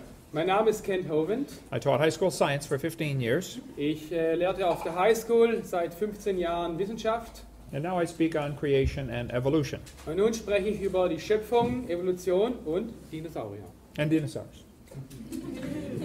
This will be a continuation of our session on lies in the textbooks. Und wir setzen jetzt die Lektion über Lügen in den Lehrbüchern fort. I have collected textbooks for many years. Seit vielen Jahren sammle ich Lehrbücher I like science. und ich mag Wissenschaft. I'm concerned there are some lies in our textbooks, Und ich denke, es gibt einige Lügen in den Lehrbüchern. and I want to show you what they are. Und ich möchte dir zeigen, welche Lügen. There is no scientific evidence to support the evolution theory except known lies. Es gibt keinen wissenschaftlichen Beweis, um die Evolutionstheorie zu stützen, außer den bekannten Lügen. If real evidence exists for the theory, please show me, but don't lie to me. So, what? If real evidence exists, Okay. Wenn es wirkliche Beweise gibt, dann zeig sie mir bitte. Aber lüg nicht die Schüler an. if I had a theory that the moon is made of green cheese, Wenn ich that would be a dumb theory. Nehmen wir an, ich hätte eine Theorie, dass der Mond 3 Fuß hoch unter der Oberfläche aus grünem Käse besteht. It is okay to have a dumb theory. Es ist in Ordnung, eine dumme Theorie zu haben. There's no law against that. Es gibt kein Gesetz dagegen. But then suppose I said NASA proved it when they went there in 1973 on a secret mission. Aber wenn ich behaupten würde, die NASA hat es bewiesen, als sie 1973 in einer geheimen Mission dort war, Now I'm using lies to support my dumb theory. jetzt benutze ich Lügen, um meine dumme Theorie zu unterstützen.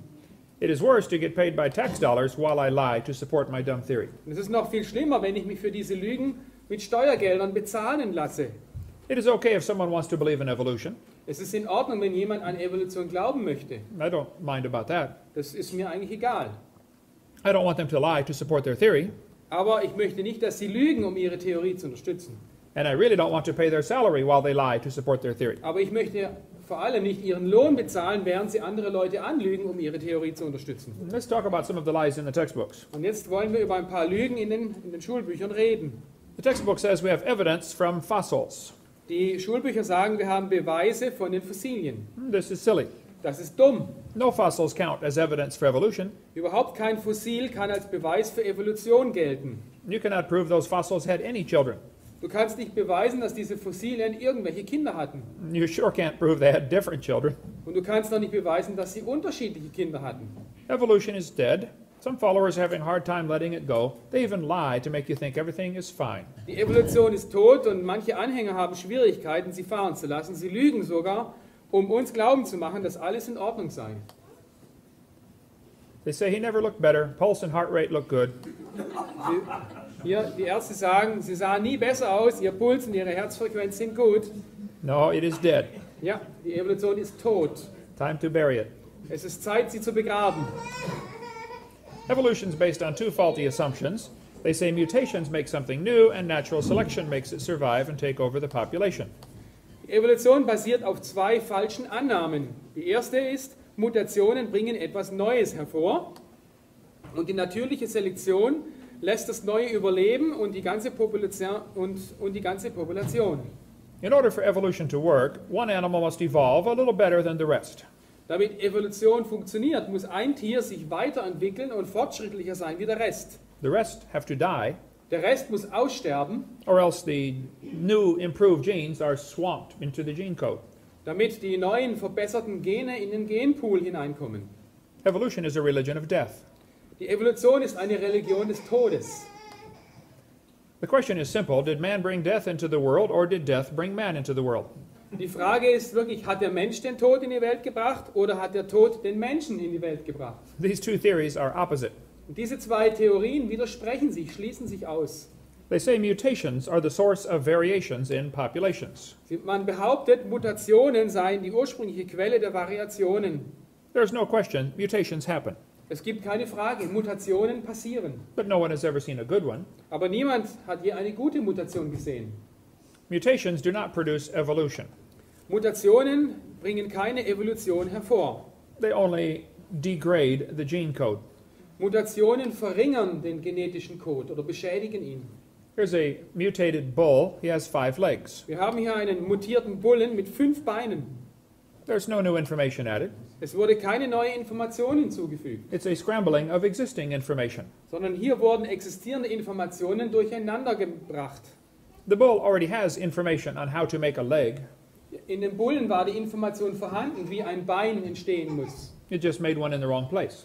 Es entstand eben ein Bein am falschen Platz. Here's a short-legged sheep. Hier gibt es ein kurzbeiniges Schaf. There's no new information added. Es wurde keine neue Information hinzugefügt. It's a loss of information. Hier wurde Information verloren. And he is the first one the wolf is going to catch. Und dieses Schaf ist das erste, was der Wolf erwischt. Here's a 2-headed turtle. Hier eine zweiköpfige Schildkröte. That is mutant, Das ist ein Mutant, not ninja. kein Ninja. You have ninja turtles in... Ja, ja. Yeah. Ja, ja. He is going to freeze first winter. He's Yeah. going to freeze first winter Okay, der wird als erstes im Winter erfrieren. because no one makes a double-neck turtleneck sweater. Weil niemand stellt Pullover her mit 2 Hälsen. It's 5 heads and 2 heads. Yeah, okay. His throat. You can scramble up letters of a word and get many different words. Du kannst die Buchstaben eines Wortes durcheinander mischen und du kriegst verschiedene andere Wörter. But that does not create new letters. Aber es wird keine neuen Buchstaben schaffen. Scrambling up letters from the word Christmas will never get you Xerox, zebra, or queen. Also wenn du Weihnachten oder das englische Wort Christmas durcheinander schüttelst, dann kriegst du Christ, Ramshead, Hit und so weiter, aber nicht Xerox, Zebra oder Queen. This textbook shows a mutated fly. In diesem Schulbuch wird eine mutierte Fliege gezeigt. It says normal fruit flies have 2 wings. This mutant has 4. This rare mutation, like most mutations, is harmful. Beneficial mutations are the raw material for natural selection. So, diese Fruchtfliege hätte normalerweise 2 Flügel, dieser Mutant hat aber 4. Diese seltene Mutation ist wie viele andere schädlich. Vorteilhafte Mutationen sind das Rohmaterial für natürliche Selektion. Why don't they give an example of a beneficial mutation? Warum zeigen Sie uns kein Beispiel von einer vorteilhaften Mutation? They told us about good mutations, Sie erzählen uns von guten Mutationen, but they didn't show us one. aber sie zeigen uns keine einzige. Do you know why? Weißt du warum? Nobody has ever seen one. Niemand hat jemals eine gute Mutation gesehen. One professor said, Hovind, you are lying. Und ein Professor sagte einmal zu mir, Herr Hovind, Sie lügen ja. He said, I know a good mutation. Ich kenne eine gute Mutation. He said, people in Africa that have sickle cell anemia are less likely to get malaria. Und zwar Leute in Afrika, die die sogenannte Sichelzellenanämie haben, die können keine Malaria bekommen. I said, that is intelligent. Und ich sagte, oh, das ist intelligent. That's like saying if you cut off your legs, you cannot get athlete's foot. Athlete's foot, a disease of fungus of the toes. Ah, okay. Wenn du dein Bein abschneidest, wirst du nie Fußpilz kriegen. Neither one is beneficial. Und keines von beiden ist vorteilhaft. They say evolution and natural selection go together. Sie sagen, Evolution und natürliche Auswahl geht zusammen. Natural selection selects, it does not create. Natürliche Auswahl selektiert oder sondert aus, aber sie schafft nichts Neues. Christians agree with natural selection. Und die Christen sind mit natürlicher Selektion einverstanden. We thought of it first. Wir haben als Erste daran gedacht. But it only selects, it does not create anything. Aber dieser Prozess schafft nichts Neues, sondern wählt nur etwas aus. Everyone understands natural selection cannot create things. Jeder versteht, dass natürliche Selektion nicht schöpferisch ist. We could talk a long time about this. Darüber können wir noch sehr lange reden. Everyone agrees natural selection works, Wir wissen alle, natürliche Selektion läuft ab, but it cannot create anything. aber sie kann nichts schaffen. when they tell the kids natural selection causes evolution, this is a lie. Und wenn man den Kindern erzählt, natürliche Selektion verursacht die Evolution, dann ist das eine Lüge. I will show you. Ich zeige euch das. If you worked in a factory that made cars, Wenn du in einer Firma arbeitest, die Autos herstellt, and your job was to select the good ones to go through and the bad ones to be rejected, und du bist in der Qualitätssicherung und musst die Guten aussondern und die Schlechten wegtun, how long would it take this process to change the car to an airplane? wie lange würde es dauern, mit diesem Prozess das Auto zu einem Flugzeug umzuwandeln? You say, you don't understand. Du würdest zu mir sagen, ich glaube, du verstehst da was falsch. The quality control cannot change the car to something else. Die Qualitätskontrolle kann das Auto nicht zu etwas anderem ändern. No, I do understand. So, ich verstehe das schon. Natural selection cannot create anything. Natürliche Auswahl kann nichts Neues schaffen. It can only make sure you have a good species. Es kann nur dafür sorgen, dass du eine gute Art hast. It will not change it to something else. Aber es wird es nicht zu etwas anderem umändern. The textbook says they counted the moths on the trees. Im Schulbuch wird von diesen Motten auf den Bäumen, auf der Rinde erzählt. They said it was 95% light-colored moths and 5% black. Am Anfang waren 95% helle Motten und nur 5% dunkle Motten. Then they said they burned coal in the factories and the trees turned black. Und dann hat man in der industriellen Produktion Kohle verbrannt und die Bäume färbten sich schwarz. And now it's 5% light and 95% black. Und jetzt gibt es nur noch 5% helle Motten und 95% dunkle Motten. How many heard this story when you went to school? Und wie viele von euch haben das schon gehört in der Schule? The entire story is a lie. Die ganze Geschichte ist eine Lüge. After 40 years of watching the trees, they found 2 moths on the trees. Nach 40 Jahren Beobachtung von Bäumen haben sie 2 Motten gefunden auf den Bäumen. So they glued dead moths to the tree to take that picture for your textbook. Und um dieses Bild zu kriegen für das Schulbuch, haben sie tote Motten auf die Bäume geklebt. They only found 2 moths in 40 years. In 40 Jahren haben sie eigentlich nur 2 Motten gefunden. What is 95% of 2? Was ist 95% von 2? It's a lie. Das ist eine Lüge. Take that page out of the book. Reiß diese Seite aus dem Buch raus. But they still teach this in textbooks all over the world. Aber diese Lüge wird immer noch in den Schulbüchern gelehrt, in der ganzen Welt. Here they are teaching this at a zoo. Hier wird das sogar in einem Zoo gelehrt. Why would a zoo teach evolution? Warum sollte ein Zoo Evolution lehren? The tax-funded institutions like zoos and museums and schools are always teaching evolution. Alle diese Institute, Tax-funded institutions like okay, zoos. alle diese steuerfinanzierten Institute lehren Evolution. This is a good book for more information on the peppered moth story. Hier gibt es ein gutes Buch, hier kriegt man mehr Informationen über diese Mottengeschichte. They talk about survival of the fittest, but this does not explain arrival of the fittest. Okay, man sagt immer, der Stärkste überlebt, aber das erklärt nicht das Erscheinen des am besten Angepassten. And survival of the fittest is a tautology, a sentence that means nothing. Okay, und dieser Satz, der Stärkere überlebt, ist ein Satz ohne jegliche Bedeutung. If you ask them, why did it survive? Wenn du fragst, warum hat es überlebt? Say, because it's the fittest. Weil es am besten angepasst ist. Well, how do you know it's the fittest? Ja, aber woher weißt du, dass es das am besten angepasste ist? Because it survived. Weil es überlebte. How else can you tell? So, was anderes kannst du sagen? Circular reasoning. It's not always survival of the fittest. Es ist nicht immer das Überleben des am besten Angepassten. If a whale goes through a school of fish and eats 80% of them, Wenn ein Wal durch eine Schule Fische schwimmt und 80% von ihnen frisst, it is not survival of the fittest. ist das nicht das Überleben des am besten Angepassten. It is survival of the luckiest. Es ist das Überleben, es überlebt der am meisten Glück hat. That's what really happens in nature. Das ist, was in der Natur wirklich abläuft. Some people make good observations and still come to the wrong conclusions. Manche Leute machen gute Beobachtungen und kommen jedoch zu falschen Schlussfolgerungen. One day some scientists were going to see how far a frog could jump. Und Wissenschaftler wollten einmal wissen, wie weit kann ein Frosch springen. They put a big frog on the ground and said, "Jump, frog, jump." Und sie haben einen großen Frosch auf den Boden gesetzt und gesagt, Frosch, spring! The frog jumped 80 inches. Und der Frosch, der sprang 80 Zoll weit.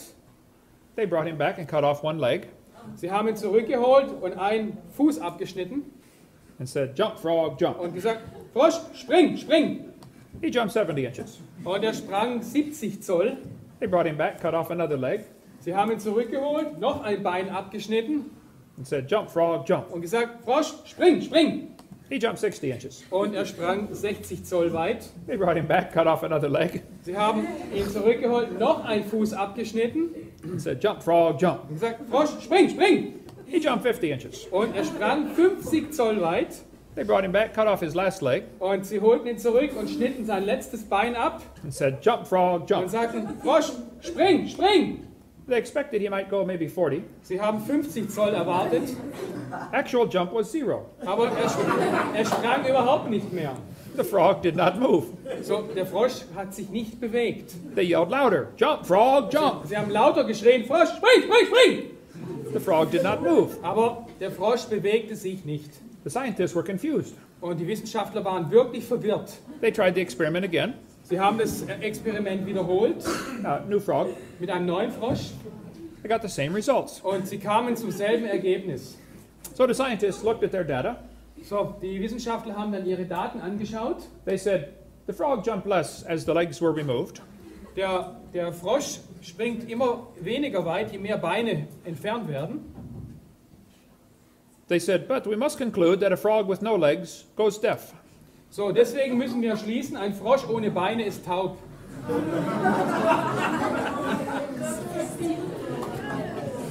This is an example of good observation and bad conclusions. So, das ist ein Beispiel für gute Beobachtung, aber falsche Schlussfolgerung.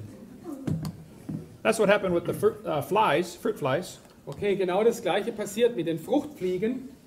They put the flies in the laboratory and mutated them with radiation and microwaves.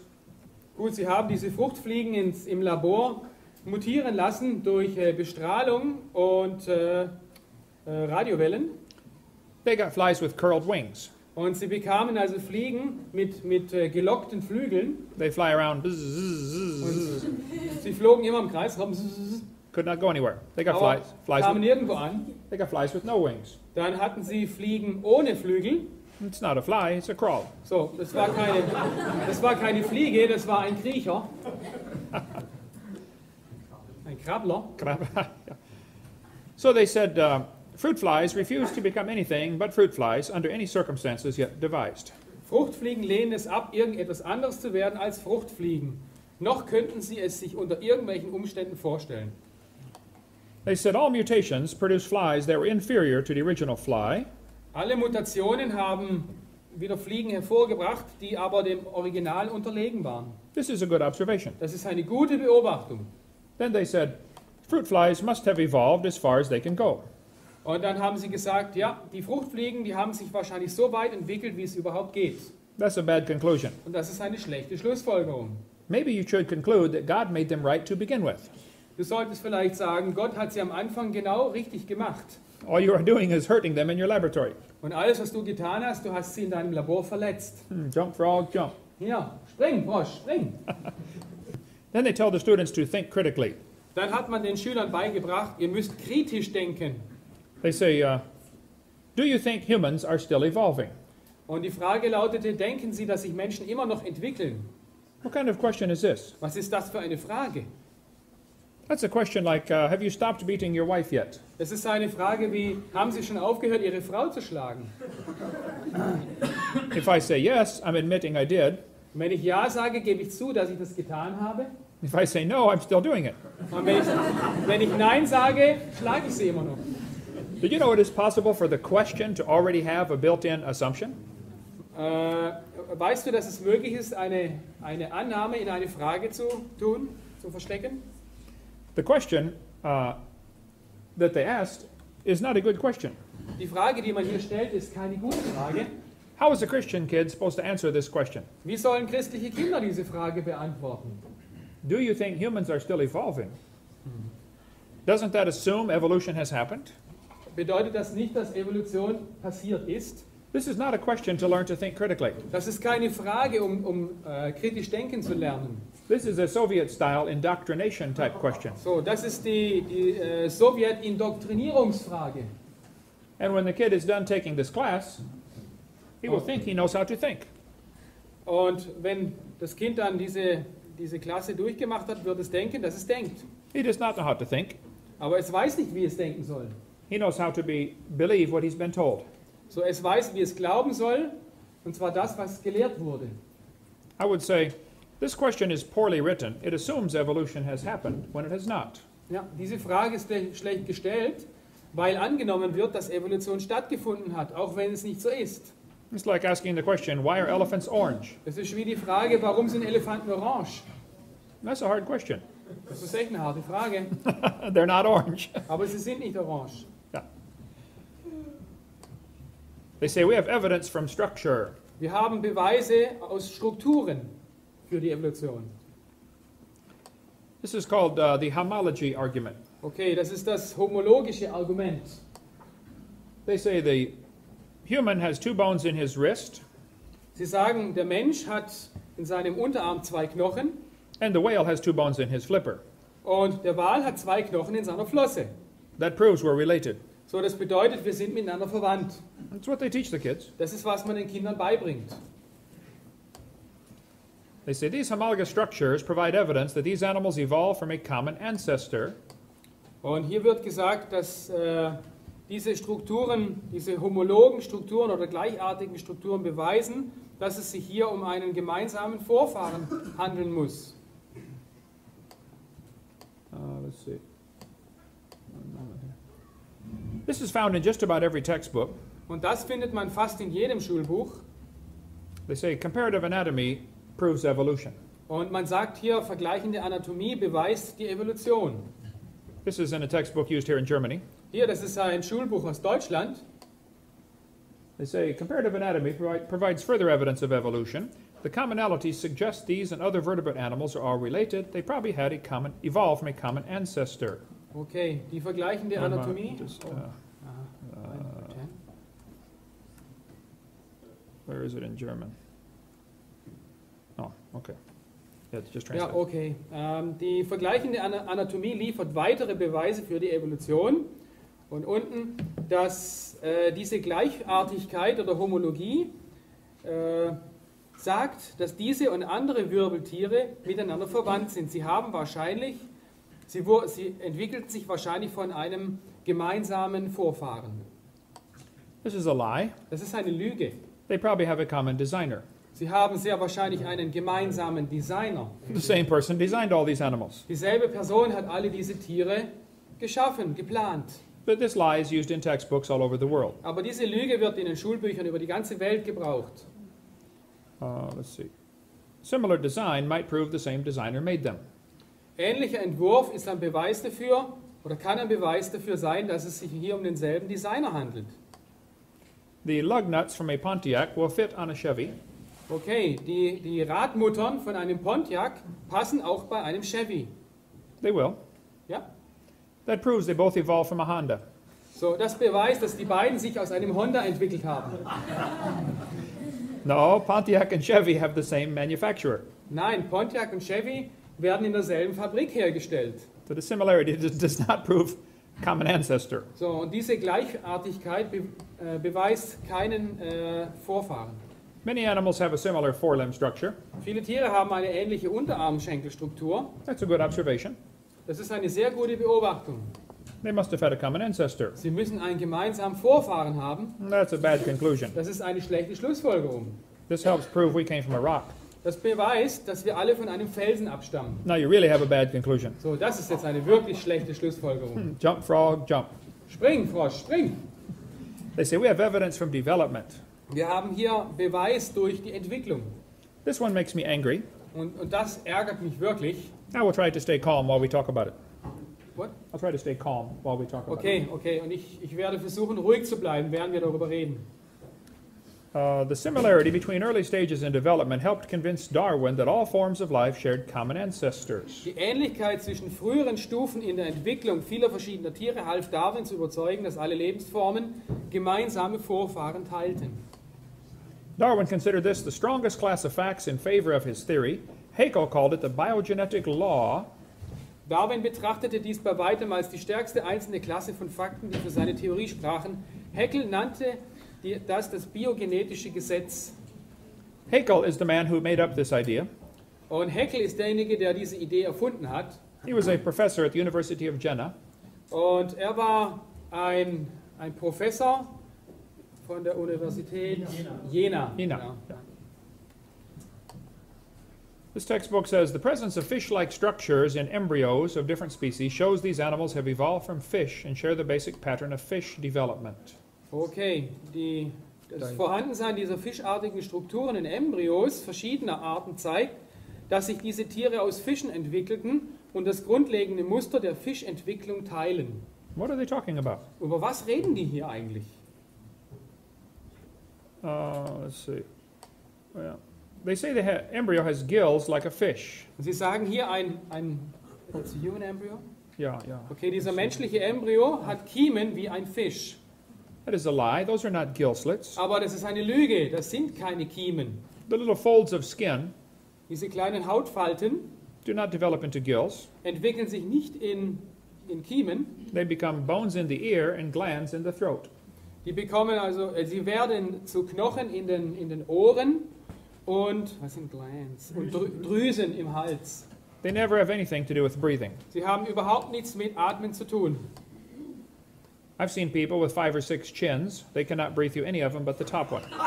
Oder? Ich habe Leute mit 5 oder mehr Kinns gesehen, Kinnfalten, und die können nicht besser atmen. Ernst Haeckel read Darwin's book in 1860 when it was translated to German. Ernst Haeckel las das Buch von Darwin, als es 1860 übersetzt wurde. This book changed his life. Und er sagte, es sei der Wendepunkt in seinem Denken. Darwin said, we should find evidence for my theory. Und Darwin sagte, wir sollten Beweise finden für meine Theorie. 10 years later, they still had no evidence. Und 10 Jahre später hatten sie immer noch keine Beweise. So Haeckel decided to help out. Und Haeckel entschied sich, ihm zu helfen.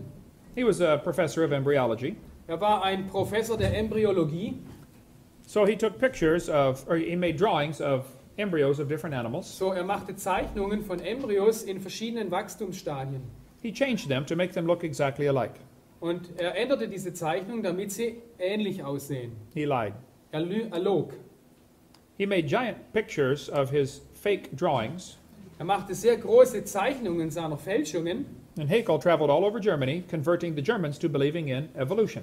Und Haeckel reiste durch ganz Deutschland und versuchte, die Leute von Evolution zu überzeugen. He said, you can see these animals go through the stage of fish and then amphibian and then reptile. Und du kannst sehen, wie diese Embryos hier durch die verschiedenen Stadien gehen. Erst ein Fisch, dann ein Amphibium und dann ein Reptil. He said they all have gill slits. Sie haben alle Kiemenschlitze. And he would point to the folds of skin on each one. Und er hat immer hier auf die Kiemenfalten gezeigt. That was his evidence. Das war sein Beweis. Actually, he lied. Aber er hat in Wirklichkeit gelogen. These are the drawings he made. Underneath are actual photographs. Okay, oben sind die Zeichnungen von Haeckel und unten sind wirkliche, echte Fotos. Either he's a very bad artist or he's a liar. Entweder ist er ein sehr schlechter Künstler oder er ist ein Lügner. His own university held a trial. Und seine eigene Universität hielt einen Prozess. 6 other professors found him guilty of fraud. 6 andere Professoren fanden ihn schuldig des Betruges. At the trial, he said, I should feel condemned, except hundreds of the best observers lie under the same charge. Und er sagte, ich müsste mich äußerst verdammt fühlen, wenn nicht Hunderte der besten Beobachter und Biologen desselben Vergehens schuldig wären. He said, everybody else lies, so it's okay if I lie. Jeder andere lügt, deswegen ist es okay, wenn ich lüge. That's his evidence. Das sind seine Beweise. He called it the biogenetic law. Er nannte es das biogenetische Gesetz. Every professor today knows this biogenetic law has been proven wrong. Und jeder Professor heute weiß, dass dieses Gesetz als falsch bewiesen wurde. But they are still teaching it in the textbooks. Aber dieses Gesetz ist immer noch in den Schulbüchern. It's been proven wrong since 1875. 1874 wurde diese Sache als Fälschung entlarvt. They are still using Haeckel's exact drawings in my town, in Pensacola. Sogar in meiner Stadt in Pensacola werden noch die Originalzeichnungen von Haeckel benutzt. I know it takes a while for textbooks to get up to date. Ich weiß, es dauert eine Weile, bis so ein Schulbuch up to date ist, neuesten Stand. 128 years is long enough. So, aber 120 Jahre ist lang genug. Tear that page out of the book. So, reiß diese Seite raus. I mentioned in a debate one time we should take these pages out of the book, Ich habe einmal in einer Debatte erwähnt, dass man diese Seiten rausreißen sollte. and the professor said, "What are you going to replace this with?" Und der Professor fragte mich, ja, mit was wollen Sie das dann ersetzen? I said, "What do you mean?" Ja, was meinen Sie? He said, "You want to take out 20 pages out of our book. What are you going to replace it with?" Ja, Sie wollen da 20 Seiten aus meinem Buch rausreißen. Mit was wollen Sie diese Seiten ersetzen? I said, "I only want to take lies out of the book. Ja, ich möchte nur die Lügen aus dem Buch rausnehmen. We can shorten the book by 20 pages. Aber wir könnten das Buch dann kürzer machen oder dünner. What you're trying to say is, I'm removing all the evidence for your theory. Was Sie eigentlich sagen ist, ich entferne alle Beweise für Ihre Theorie. And you want me to find more evidence for your theory. Und Sie möchten, dass ich mehr Beweise für Ihre Theorie finde. If you don't have any evidence for your theory, I'm sorry. So, wenn Sie keine Beweise für Ihre Theorie haben, dann tut mir das leid. Get a new theory. So, entwickle eine neue Theorie. That's the way science works. So arbeitet Wissenschaft. There is no evidence for evolution except lies like this. Es gibt keine Beweise für Evolution, außer diese Lügen. They are still teaching this lie in textbooks all over the world. Und diese Lüge wird überall in der ganzen Welt immer noch in Schulbüchern verbreitet. Darwin predicted they would find evidence for his theory. Darwin sagte voraus, dass man Beweise für seine Theorie finden würde. Haeckel faked the drawings in 1869. Und Haeckel fälschte seine Zeichnungen 1870. It was proven wrong in 1875, Er wurde 1857 des Betruges überführt. but it's still in textbooks. Aber diese Lüge ist immer noch in den Schulbüchern. All over the world, it is still in textbooks. Immer noch, überall in der ganzen Welt. Why are they teaching this more than 100 years after it was proven wrong? Warum wird das gelehrt immer noch, mehr als 100 Jahre nachdem es als falsch entlarvt wurde? I have never seen a country that does not teach this. Ich habe noch kein Land gesehen, wo das nicht gelehrt wird.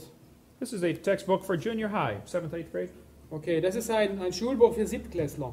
It says the similarities provide evidence that these three animals evolved from a common ancestor. Diese Ähnlichkeiten liefern den Beweis, dass diese drei Tiere sich aus einem gemeinsamen Vorfahren entwickelten.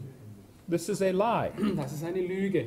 Here's a book used here in Germany, Hier, ein Lehrbuch aus Oldenburg. using Haeckel's fake drawings. Und hier sind Haeckels gefälschte Zeichnungen. Proven wrong 128 years ago. Als falsch entlarvt vor 120 Jahren. I think German textbooks should be accurate. Ich habe gedacht, die deutschen Schulbücher sind korrekt. You can build some very amazing cars. Also ihr könnt wirklich tolle Autos bauen.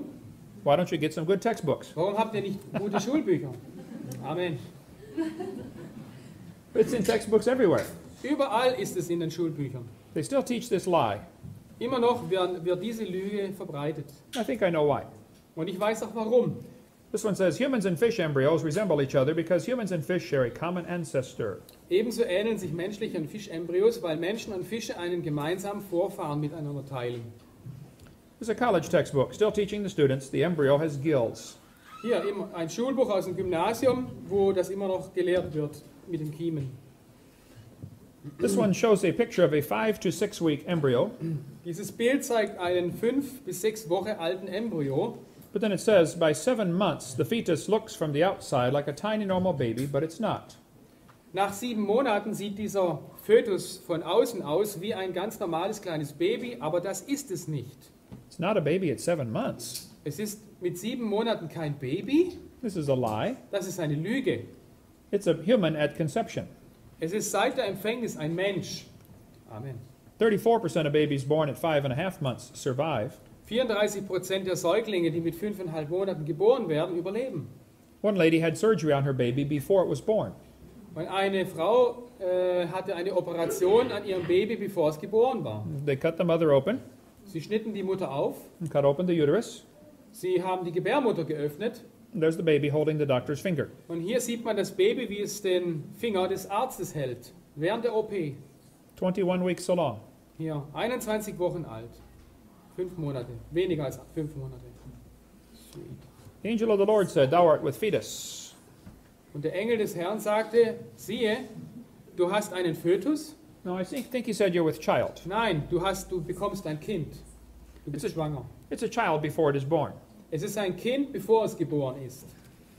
There's much more in this book about this topic. In diesem Buch wird mehr über dieses Thema berichtet. Why do they keep this lie in the textbooks? Warum wird diese Lüge in den Schulbüchern bewahrt? That's the only way to justify abortion. Es ist der einzige wissenschaftliche Grund, die Abtreibung zu rechtfertigen. They don't want you to think it's a human yet, it's just a fish. Sie möchten nicht, dass du denkst, es ist ein Mensch, es ist nur ein Fisch. I live in Pensacola, Florida. Ich lebe in Pensacola, Florida. We have had 2 doctors doing abortions that were killed by other people. Wir haben bei uns im Ort 2 Ärzte, die Abtreibungen durchgeführt haben und diese Ärzte wurden getötet. I did not kill any doctors. Ich bringe keine Ärzte um. I did not blow up any clinics, the abortion clinics. Ja, und ich sprenge auch keine Krankenhäuser, wo Abtreibungen gemacht werden, in die Luft. But the doctors were murderers. Aber diese Ärzte waren Mörder. When the first doctor got shot, I was preaching in Fort Lauderdale, Florida. Als der erste Arzt erschossen wurde, predigte ich in Fort Lauderdale in Florida. The next day I was going to fly home to Pensacola. Und am nächsten Tag wollte ich nach Hause fliegen. Right in front of me on the airplane were 2 ladies from NOW, the National Organization for Wild Women. Und direkt vor mir saßen 2 Frauen von der Nationalen Organisation für wilde Frauen. They were going to march around town with their signs in favor of abortion. Und die laufen durch die Stadt rum mit ihren Schildern und propagieren die Abtreibung. When we got off the plane, I saw on their shirt it had in huge large letters, "Choice above all." Und als ich aus dem Flugzeug ausstieg, da sah ich auf ihrem T-Shirt diese Aufschrift, Freiheit über alles, Freiheit der Wahl über alles. There are those in our country who would like to extend abortion rights up until the baby is 28 days old. Und es gibt Befürworter dafür, Babys zu töten, sogar wenn sie älter als 28 Tage sind. You have 1 month after it's born to decide if you want to keep it. Can you repeat that? You have 1 month after it's born to decide if you want to keep it. That's what you have, a month after the baby's born to decide if you want to keep it. Okay, du hast einen Monat mehr, dich zu entscheiden, ob du es töten willst. Hier, lasst Abtreibung legal werden. I don't know if the names would translate, but the media always ignores the wishes of the majority. Die Medien ignorieren die Wünsche der Mehrheit. You could have 1,000 people line your streets against abortion and it would not make the news. Du kannst Tausende von Leuten haben, die gegen Abtreibung sind, aber es kommt nicht in die Nachrichten. That's why I refuse to take the paper. So, das ist der Grund, warum ich keine Zeitung habe. I don't want to support their liberal cause. Ich möchte nicht ihre liberalen Sachen unterstützen. Let's see, we could spend all day on this one. Let's see.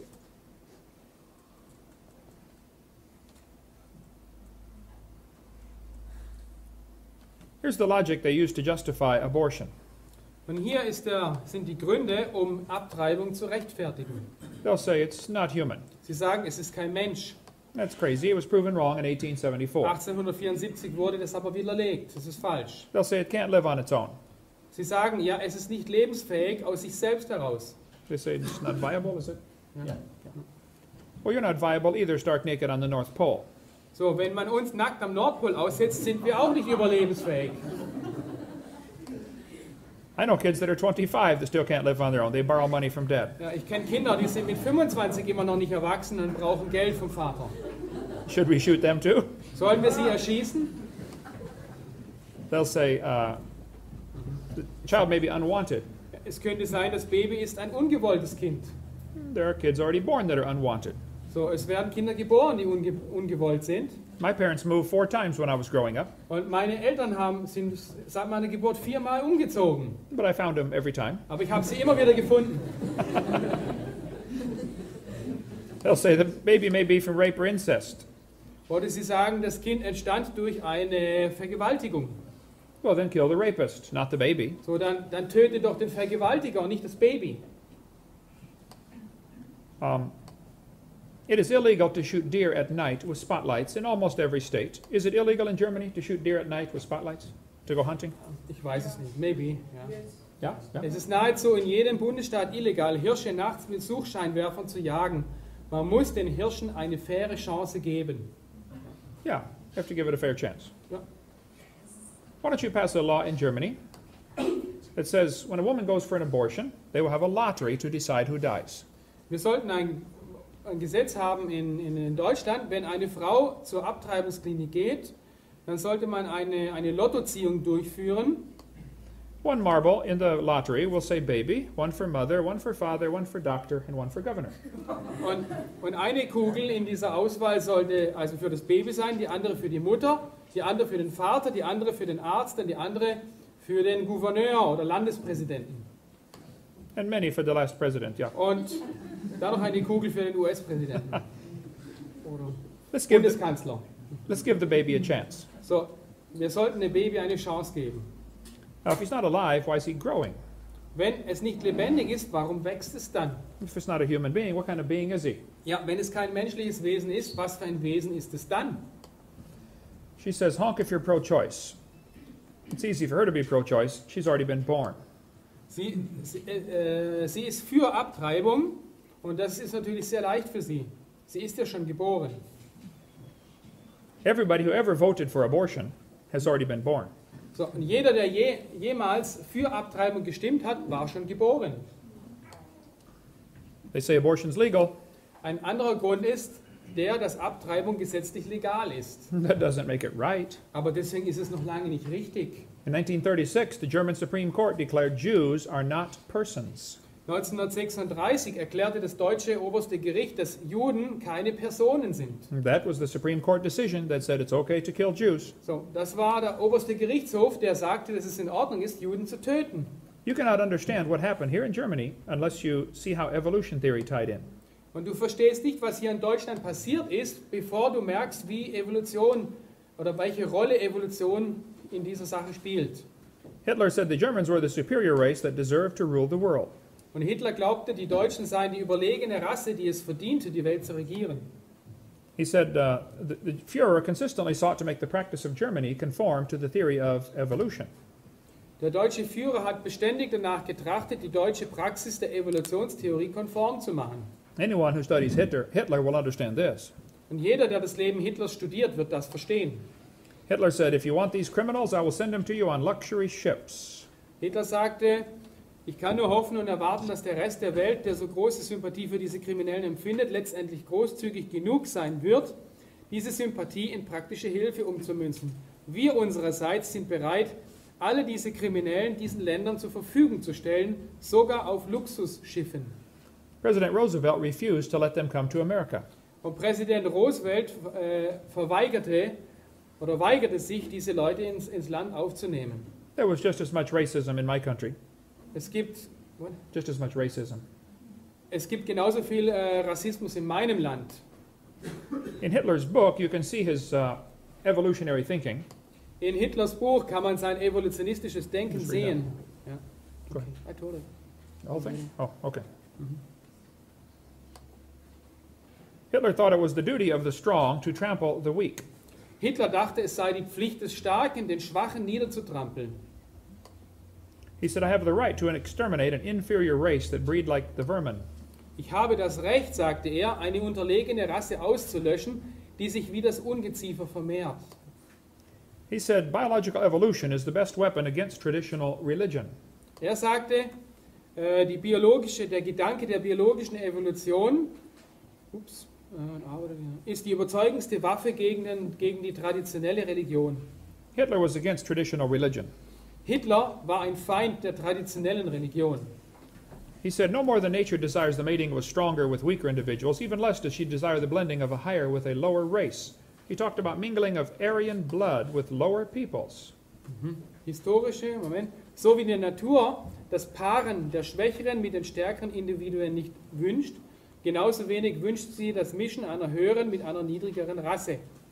Historische Erfahrung bietet zahllose Beweise davon. Sie zeigt mit erschreckender Klarheit, dass das Resultat mit jedem Mischen arischen Blutes mit dem von niedrigen Völkern das Ende des zivilisierten Volkes war. Who is the Aryan race?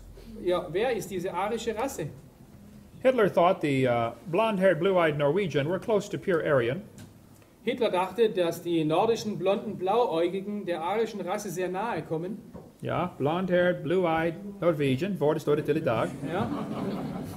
Er ist Norweger, blond und blauäugig. He thought the Germans were mostly Aryan. Er dachte, die Deutschen sind hauptsächlich arisch. The Mediterranean, slightly Aryan. die Leute am Mittelmeer sind etwas arisch The Slavic races, half Aryan, half ape. und die slawischen Völker seien fast halb Arier und halb Affe Oriental, mostly ape. und die Orientalen seien fast überwiegend Affe. Black Africans, mostly ape. Die Schwarzafrikaner seien überwiegend ein Affe Jews, close to pure ape. und die Juden seien ein reiner Affe. That's the list Hitler was going off of. Und das war die Liste von Hitler, nach der er sich richtete. Hitler killed the Jews to try to speed up the evolution process. Und Hitler brachte die Juden um den evolutionären Prozess zu beschleunigen. He thought he was eliminating the inferiors. Und er dachte, er würde so die Schwächeren ausrotten. If he would have killed all the Jews, guess who would have been next? Und wenn er es geschafft hätte, alle Juden auszurotten, was meinst du, wäre wohl der Nächste gewesen? Hitler hated black people. Hitler hasste die schwarzen Leute. Does anybody know where the Olympics were held in 1936? Weiß jemand, wo die Olympischen Spiele 1936 stattfanden? Right here in Germany. Ja, genau hier in Berlin. Does anybody know who won the most gold medals? Und weiß jemand, wer die meisten Goldmedaillen gewann? Jesse Owens, the black American athlete. Jesse Owens, der schwarze amerikanische Athlet. Hitler was so angry he walked out of the stadium. Hitler war so geärgert, dass er das Stadion verließ. He said, "It's not fair to make my men race against this animal." Und es ist nicht fair, meine weißen Leute gegen dieses Tier rennen zu lassen. That's why he hated Christianity. Und das ist auch der Grund, warum er das Christentum hasste. He thought Christianity was the most fatal, seductive lie that ever existed. Ja, er betrachtete das Christentum als die fatalste, verführerischste Lüge, die je existiert hat. Because Christianity teaches all God hath made of one blood all nations of men to dwell on the earth. Denn die Bibel sagt, er hat aus einem Blut alle Nationen der Menschen gemacht. And if you think you are superior because of the color of your skin, you are wrong. Und wenn du denkst, dass du überlegen bist wegen deiner Hautfarbe, dann liegst du falsch. At the Nuremberg trial, the people said, "We did nothing illegal, we were just obeying orders." Bei den Nürnberger Prozessen sagten die Leute von Hitler, dass sie nur Befehle befolgten und nichts Illegales taten. But they were still found guilty, weren't they? Aber sie wurden trotzdem schuldig gesprochen. There is a higher law than Germany's law. Es gibt ein höheres Gesetz als das deutsche Gesetz. It's God's law. Es ist Gottes Gesetz. My Supreme Court in 1973 said the word person does not include the unborn. Und das oberste Gericht in Amerika sagte, das Wort Person, wie es im 14. Artikel gebraucht wird, enthält nicht die Ungeborenen. That is the decision that has allowed abortions in America. Und das ist die Entscheidung, die die Abtreibung legalisiert hat. Only 25,000 died in the American Revolution. Im amerikanischen Bürgerkrieg starben 25, Moment, ist nicht in der Revolution, starben 25.000 Leute. During World War II, 400,000 Americans died. Im Zweiten Weltkrieg starben 407.000 Amerikaner. We've now had 40 million die by abortion. Aber jetzt sterben 40 Millionen Leute in den USA durch Abtreibung. 1,000 million worldwide have been Fast killed. 1 Million Menschen weltweit sterben durch Abtreibung. In War 1 Milliarde, ja? Habe ich 1 Million gesagt? Okay, gut, jemand hat aufgepasst. September 11th, 2001, 3,000 Americans were killed by terrorists. Am 11. September 2001 wurden ca. 3.000 Amerikaner von Terroristen getötet. We have spent millions of dollars trying to hunt them down and kill them. Und wir haben Milliarden von Dollar ausgegeben, um diese Terroristen zu jagen und zu töten. But something else happened on September 11th you never hear about. Aber es geschah noch etwas anderes, von dem du nichts gehört hast. That very same day, Am selben Tag 4,500 Americans were killed by abortionists. Am selben Tag wurden ungefähr 4.500 Amerikaner durch Abtreibung getötet. Nobody said a word. Aber niemand hat ein Wort gesagt. We could spend a long time talking about this topic. Aber wir können noch viel Zeit mit diesem Thema verbringen. We'd better cover this. Margaret Sanger started a group called Planned Parenthood. Margaret Sanger gründete eine Gruppe, die Gruppe der geplanten Elternschaft. She wanted to eliminate the inferior races. Sie wollte die unterlegenen Rassen ausrotten. She thought the blacks, the Jews, and other nationalities were inferior. Sie dachte, dass Leute wie die Orientalen, die Juden und die Schwarzen unterentwickelt seien, minderwertig. She called them human weeds. Is that? Ja, sie nannte sie menschliches Unkraut. articles for her magazine in America were written by Nazi doctors. Und die Artikel für ihre Sache wurden von Nazi-Ärzten in Zeitschriften geschrieben. Hitler referred to the Jews as a parasite in the body of nations. The abortionist referred to the unborn baby as a parasite in the woman's body. Hitler nannte die Juden ein Parasit im Körper anderer Nationen und die Abtreibungsbefürworter nennen die Babys einen Parasit im Körper der Frau. This is an interesting subject, but we don't have time today. Es ist ein sehr interessantes Thema, aber wir haben nicht genug Zeit heute. The textbooks will tell you that your appendix is vestigial. You don't need it anymore. Okay, die Schulbücher sagen, dass dein Blinddarm ein unnützes Organ sei, das du nicht mehr brauchst. This is a lie. You do need your appendix. Aber das ist eine Lüge. Du brauchst deinen Blinddarm-Appendix. The appendix is part of your immune system. Der Blinddarm ist ein Organ für dein Immunsystem. If you take it out, you can still live. Wenn man das wegnimmt, kannst du immer noch leben. But you have a much better chance of getting quite a few diseases. Aber du hast eine bessere Chance, Krankheiten zu kriegen. Just because you can live without something does not mean you don't need it. Nur weil du ohne etwas leben kannst, heißt es nicht, dass du es nicht brauchst. You can live without both your legs and both your arms and both your eyes. Du kannst ohne deine beiden Beine, deine beiden Arme und ohne deine beiden Augen leben. It doesn't mean you don't need them. Das bedeutet nicht, dass du sie nicht brauchst. They say the whale has a vestigial pelvis. Und man behauptet, der Wal enthält ein verkümmertes Becken. This is silly. Aber das ist Unsinn. Dumm. These people teach that the cow evolved to the whale. Und diese Leute hier lehren, dass sich die Kuh zum Wal entwickelt hat. Only have to make a few changes. Man muss nur ein paar Veränderungen machen. This one says whales have a vestigial pelvis and leg bone that serve no purpose. Sie sagen, Wale haben rudimentäre oder unnütze Becken und Beinknochen, die keine Aufgabe erfüllen. It says they have hind limb bones that have no function. Sie haben Hinterbeinknochen, die keine Funktion mehr haben. Just imagine whales walking around. It's true. Stell dir vor, Wale würden herumlaufen, es ist wahr. These are the bones they're talking about right there. Das sind die Knochen, um die es hier geht.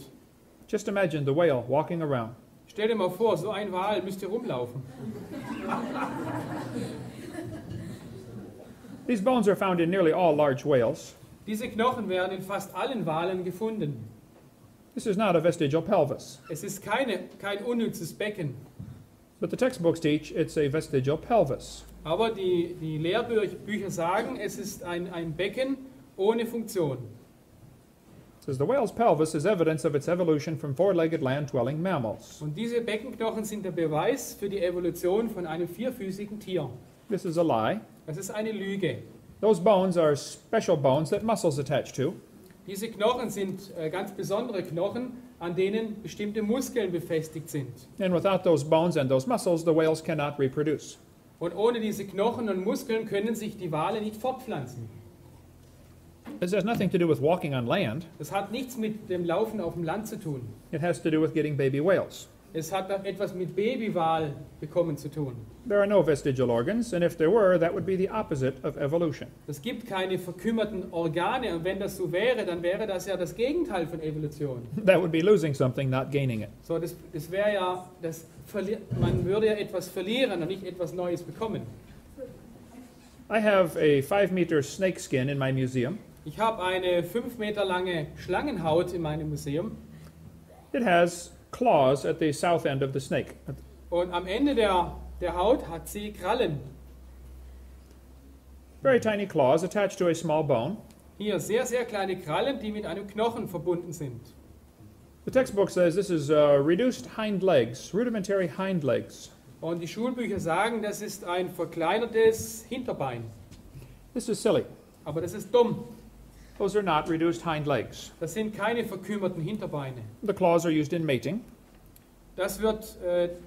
Diese Klauen werden von der Schlange gebraucht, The snake does not have any arms. wenn sie sich fortpflanzt. He cannot talk. Sie hat keine Arme, sie kann nicht sprechen He cannot say, scoot over, please. und sie kann nicht sagen, rück mal näher.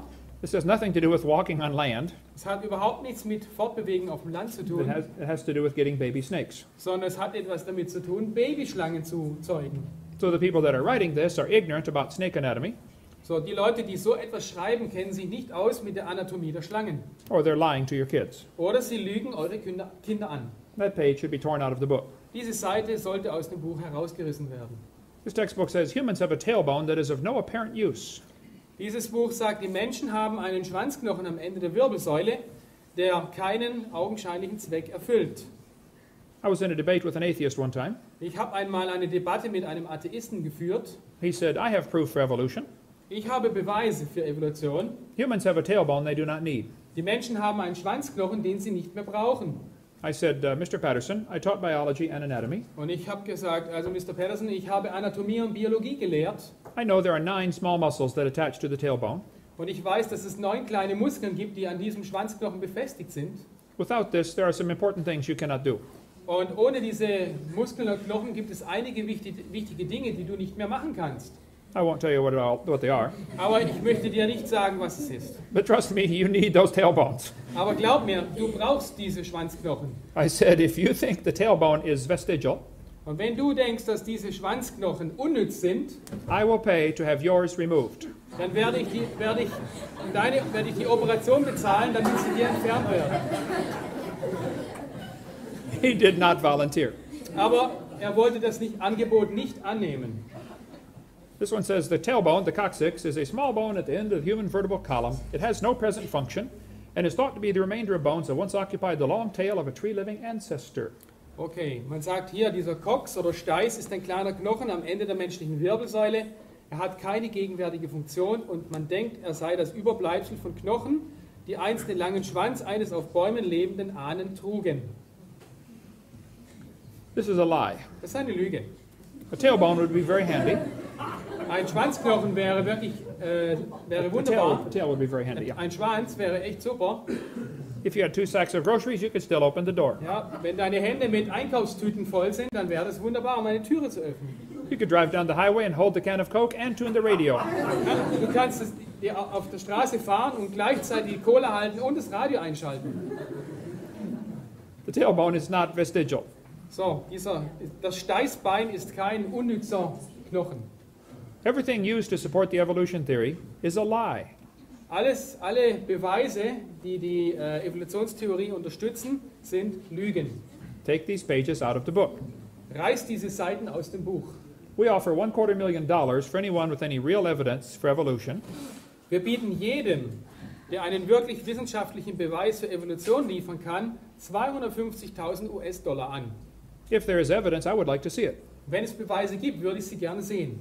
I just hate to see them lie to our students. Aber ich hasse es, wenn sie die Studenten und Schüler anlügen. Your books in Germany are no different. Und die Bücher hier in eurem Land sind genau gleich. You have lies in your textbooks. Ihr habt Lügen in euren Schulbüchern. Some of you need to stop worrying about who wins the soccer game Jemand sollte aufhören, sich Sorgen zu machen, wer das nächste Fußballspiel gewinnt. and start worrying about what your kids are being taught. Und sollte sich Sorgen machen über das, was den Kindern beigebracht wird. Arthur Keith said, evolution is unproved and unprovable. We believe it because the only alternative is special creation, and that is unthinkable. Sir Arthur Keith sagte, Evolution ist unbewiesen und unbeweisbar. Wir glauben es nur, weil die einzige Alternative spezielle Schöpfung ist, und das ist undenkbar. They just don't want to believe in creation. Er will einfach nicht an Schöpfung glauben. Satan is a liar. Satan ist ein Lügner He is using these lies to draw people away from the truth, und er benutzt diese Lügen, um die Leute von der Wahrheit wegzulocken, and many millions go to hell. und viele Millionen gehen in die Hölle. They don't even investigate the truth. Sie untersuchen nicht einmal die Wahrheit. They have swallowed Satan's lie. Sie haben Satans Lüge geschluckt. Ja. The Bible says God is not a man that he should lie. Gott ist kein Mensch, dass er lüge. The Bible says God cannot lie. Und die Bibel sagt, Gott kann nicht lügen. He promised whosoever shall call upon the name of the Lord shall be saved. Und er verspricht jedem, der den Namen des Herrn anrufen wird, dass er gerettet werden soll. Have you done that? Hast du das schon getan? He's willing to save you, Er möchte dich retten, not based on what you have done, nicht auf Basis dessen, was du schon getan hast, based on what Jesus did. sondern auf Basis dessen, was Jesus getan hat. And if you are not sure you're saved, we would be glad to show you more about this. Und wenn du nicht sicher bist, ob du gerettet bist, wir würden dir gerne mehr davon zeigen. After the break, we will cover some more lies in the textbooks. Und nach der Pause werden wir uns weiteren Lügen in den Lehrbüchern zuwenden. And welcome to our third session in Lies in the Textbooks. Herzlich willkommen bei unserer vierten Lektion, weitere Lügen in den Lehrbüchern. The Bible says in the beginning, God created the heaven and the earth. Die Bibel sagt, am Anfang schuf Gott die Himmel und die Erde. I think God should get the glory for his creation. Und ich denke, Gott sollte die Ehre und Herrlichkeit bekommen für seine Schöpfung. There are some people who think we got here by evolution. Es gibt einige Menschen, die denken, wir sind hier durch die Evolution. That is fine with me. Und das ist okay. I just don't want them lying to support their theory. Aber ich möchte nicht, dass sie lügen, um ihre Theorie zu unterstützen. The Bible says God created everything in 6 days. Die Bibel sagt, Gott schuf alles in 6 Tagen. I believe that is true. Und ich glaube, dass das stimmt. The Bible says God formed the eye. Und die Bibel sagt, Gott hat das Auge geformt. Charles Darwin said, to suppose that the eye could have been formed by natural selection seems, I freely confess, absurd in the highest degree. Und Charles Darwin sagte, als er das Auge studierte, anzunehmen, dass das menschliche Auge sich durch natürliche Selektion gebildet haben könnte, scheint, ich gebe es offen zu, absurd im höchsten Maße. But then he spent the next 4 pages of his book saying how he thought it happened anyway. Und dann 4 Seiten weiter verbrachte er damit zu erklären, wie es dann trotzdem geschehen konnte, dass es von selbst entstand. The back of your eye is about 1 square inch, 7 square centimeters. Okay, die Rückseite deines Auges hat eine Fläche von circa 2 Quadratzentimetern. It contains 137 million light-sensitive cells, all wired to the brain. Und sie enthält über 137 Millionen lichtempfindliche Zellen, die alle mit deinem Gehirn verkabelt sind. I have done quite a bit of electrical work in my life. Und ich habe schon mich ein bisschen mit Elektrik oder Elektrizität in meinem Leben beschäftigt. Can you imagine making 137 million connections in 6.5 square centimeters? Kannst du dir vorstellen, 137 Millionen Verbindungen auf einer Fläche von 6,5 Quadratzentimetern herzustellen? So viele Drähte? My Heavenly Father did it. Mein himmlischer Vater hat es getan. It's pretty amazing. Es ist wirklich erstaunlich. I was in a debate with an atheist one time. Ich habe einmal eine Diskussion mit einem Atheisten geführt. He told me the eye is poorly designed because the blood vessels are in front of the retina. Und er behauptete, das menschliche Auge sei wirklich schlecht entworfen, weil die Blutgefäße vor der Netzhaut lägen. He said the light is blocked a little bit by the blood vessels. Und er sagt, das Licht wird etwas gedämpft durch die Blutgefäße. He said octopus have a much better eye Er sagte, die Tintenfische haben viel bessere Augen, because their blood vessels are behind the retina. weil deren Blutgefäße sind hinter der Netzhaut. I said, let me explain something to you. So, ich möchte dir oder Ihnen etwas erklären. I said, we live in the air. So, wir leben in der Luft The air does not block UV light very well. und die Luft blockiert oder schirmt das UV-Licht nicht besonders gut ab. So you need blood vessels in front of your retina. So, deswegen brauchst du Blutgefäße vor deiner Netzhaut. This is your body's last defense against ultraviolet light. Das ist nämlich der letzte Schutzwall deines Körpers, um UV-Strahlen abzuschirmen. Octopus live in the water. Und Tintenfische leben im Wasser. Water blocks UV light. Und Wasser schirmt UV-Strahlung ab. They don't need the blood vessels in front. Deswegen brauchen sie keine Blutgefäße vor der Netzhaut. We are designed for living in the air. Wir sind geschaffen, um in der Luft zu leben. They are designed for living in the water. Und die Tintenfische wurden geschaffen, um im Wasser zu leben. If you want to trade eyes with an octopus, go ahead. So, wenn du Augen wie ein Oktopus haben willst, But you will be blind in a few days. dann wirst du ein paar Tage später blind sein. I said, do you have any other dumb questions? Hast du noch irgendwelche anderen dummen Fragen? He said, no, that was it. Nein, das war's. What they're trying to say is God wouldn't do it this way, so it must have evolved. Und was sie hier sagen möchten ist, Gott hätte es nicht so gemacht, also muss es sich entwickelt haben. That's a lousy argument in favor of evolution. Aber das ist ein lausiges Argument, um die Evolution zu unterstützen. Even if something was poorly designed, that still doesn't prove nobody designed it. Auch wenn etwas ärmlich konstruiert ist, ist es noch lange kein Beweis, dass es nicht von jemand geschaffen wurde. The eye is incredibly complicated. Die Augen sind unglaublich kompliziert. It would take about 100 years of Cray computer time to simulate what takes place in your eye many times every second. Und es würde ein Minimum von 100 Jahren Rechnerzeit auf einem Cray-Computer brauchen, um zu simulieren, was sich in deinem Auge viele Male in der Sekunde abspielt. The textbook says the complex structure of the human eye may be the product of millions of years of evolution. So, das Schulbuch hier sagt, die komplexe Struktur des menschlichen Auges könnte das Ergebnis von Millionen von Jahren Evolution sein. Why doesn't God get the credit for his creation? Warum bekommt Gott hier nicht die Ehre für seine Schöpfung? This textbook shows the eye of a bird and a reptile. Und dieses Schulbuch zeigt hier das Auge eines Adlers und das Auge eines Reptils. And it says you can better understand how the eye might have evolved if you picture a series of changes during the evolution of the eye. Und dort steht, du kannst besser verstehen, wie sich das Auge entwickelt haben könnte, wenn du dir eine Serie von Veränderungen während der Evolution des Auges vorstellst. Notice you have to imagine how it happened. Und beachte bitte, du musst dir vorstellen, wie es passiert sein könnte. Evolution only takes place in the imagination. Und Evolution passiert nur in der Vorstellung. We never see it in nature. Wir sehen es nie in der Natur passieren. The Bible says God formed the eye. Die Bibel sagt, Gott hat das Auge geformt. That is the most logical explanation. Und das ist die Erklärung, die am logischsten ist. Science deals with things we can observe and study and test. Wissenschaft beschäftigt sich mit Dingen, die man beobachten und überprüfen kann. We never observe or study or test anything about evolution theory. Und wir können nichts über Evolution wissenschaftlich beobachten oder prüfen. And most Americans do not believe it anyway. Und die meisten Amerikaner glauben das sowieso nicht. I think surveys in Germany are even similar to this. Und ich denke, Umfragen in Deutschland würden ein ähnliches Ergebnis geben. If something is designed, it requires a designer. Ein Entwurf erfordert einen Designer. A painting proves there was a painter. Ein Gemälde ist der Beweis dafür, dass es einen Maler gegeben hat. A building is proof there was a builder. Ein Gebäude ist ein Beweis, dass es einen Baumeister gegeben hat. A creation is proof there was a creator. Und die Schöpfung ist der Beweis dafür, dass es einen Schöpfer gibt. Let's see.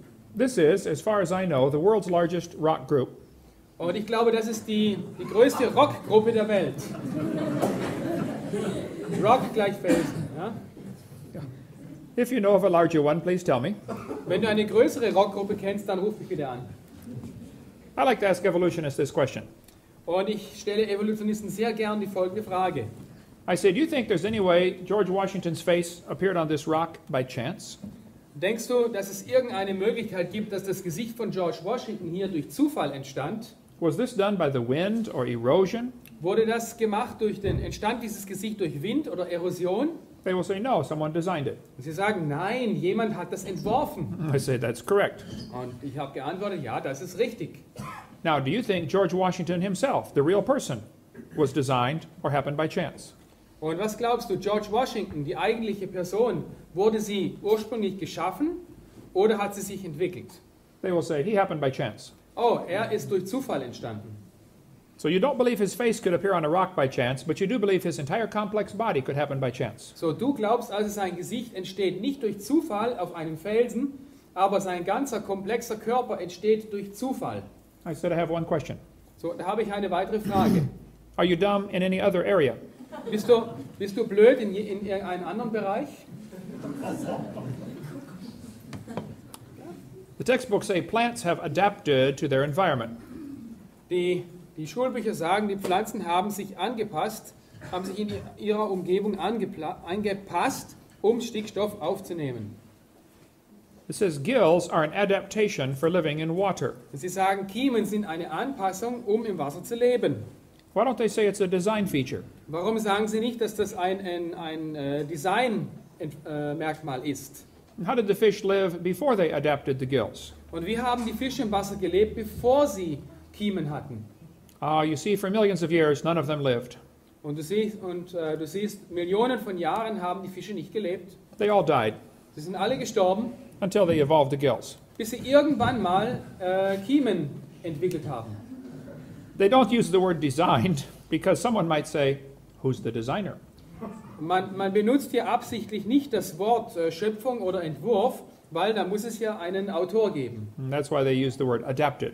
Deswegen benutzen sie hier das Wort Anpassung.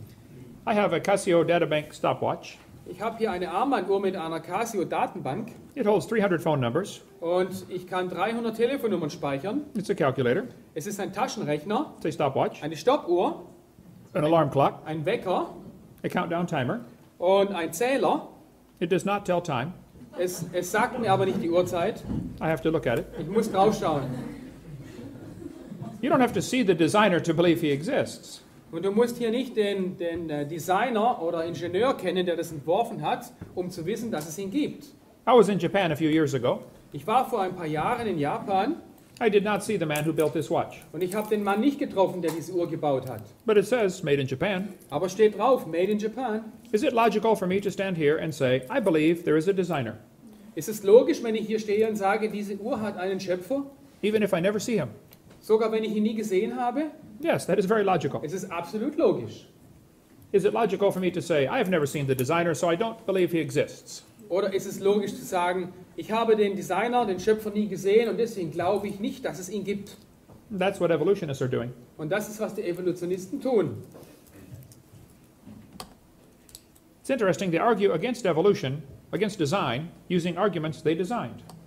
Es ist interessant, Evolutionisten argumentieren gegen das Argument des Entwurfs, indem sie Argumente gebrauchen, die sie entworfen haben. There's an excellent book explaining how complicated things cannot happen piece by piece. Es gibt ein großartiges Buch, das uns zeigt, dass komplexe, lebendige Systeme sich nicht Stück für Stück entwickeln können. He spends an entire chapter talking about the hair on a bacteria. Und ein ganzes Kapitel behandelt das Haar einer Bakterie. Bacteria are extremely small. Bakterien sind extrem klein They have a hair that spins around to make them swim. und sie haben ein Haar, das sich schnell dreht, damit sie voranschwimmen können. The hair is attached to a tiny motor. Und das Haar ist an einen kleinen Motor gekoppelt. If you took one hair off your head and cut it off, Wenn du ein Haar von deinem Kopf nimmst und es aufschneidest, 8 million of those motors would fit on the stump of the hair. dann würden 8 Millionen dieser kleinen Motore auf diesen Stummel passen, auf die Schnittfläche. That motor turns 100,000 RPM. Und dieser Motor hat eine Drehzahl von 1000 Umdrehungen pro Minute. Has anyone ever done any mechanic work? Hat jemals schon jemand etwas Mechanisches gemacht? Can you imagine a motor turning 100,000 RPM? Kannst du dir einen Motor vorstellen, der sich 100.000 Mal pro Minute dreht? It goes forwards or backwards. Und er dreht sich vorwärts und rückwärts. And when the bacteria wants to stop, Und wenn die Bakterie anhalten will, it can stop turning in 1/4 of a turn. und dann kann dieser Motor mit einem Viertelradius oder eine Viertelumdrehung aufhören, stoppen. Kein Nachlauf. I have rebuilt engines before. Und ich habe solche Generatoren früher zusammengebaut. I cannot imagine the perfection required to get 100,000 RPM. Und ich kann mir nicht vorstellen, die Vollkommenheit dieses Baus vorstellen, um 100.000 Umdrehungen pro Minute zu erreichen. Imagine if you had a Porsche that would go 100,000 RPM. Stell dir mal vor, du hättest einen Porsche, bei dem sich der Motor mit 100.000 Umdrehungen pro Minute dreht. Try that one on the Autobahn. Versuch das mal auf der Autobahn. As a creature gets smaller, Wenn ein Geschöpf kleiner wird, the fluid it is swimming through feels thicker. dann wird die Flüssigkeit, durch die es schwimmt, immer dickflüssiger. This little hair on the bacteria makes the bacteria swim about like a person swimming through peanut butter at 60 miles an hour. Und wenn ein Bakterium jetzt durch Wasser schwimmt, ist das ungefähr so, wie wenn wir mit einer Geschwindigkeit von 60 Stundenkilometer durch Erdnussbutter schwimmen. Lecker. I like peanut butter. And they think this happened by chance. Und sie sagen, die Evolutionisten sagen, das geschah aus Zufall. This textbook says humans probably evolved from bacteria more than 4 billion years ago.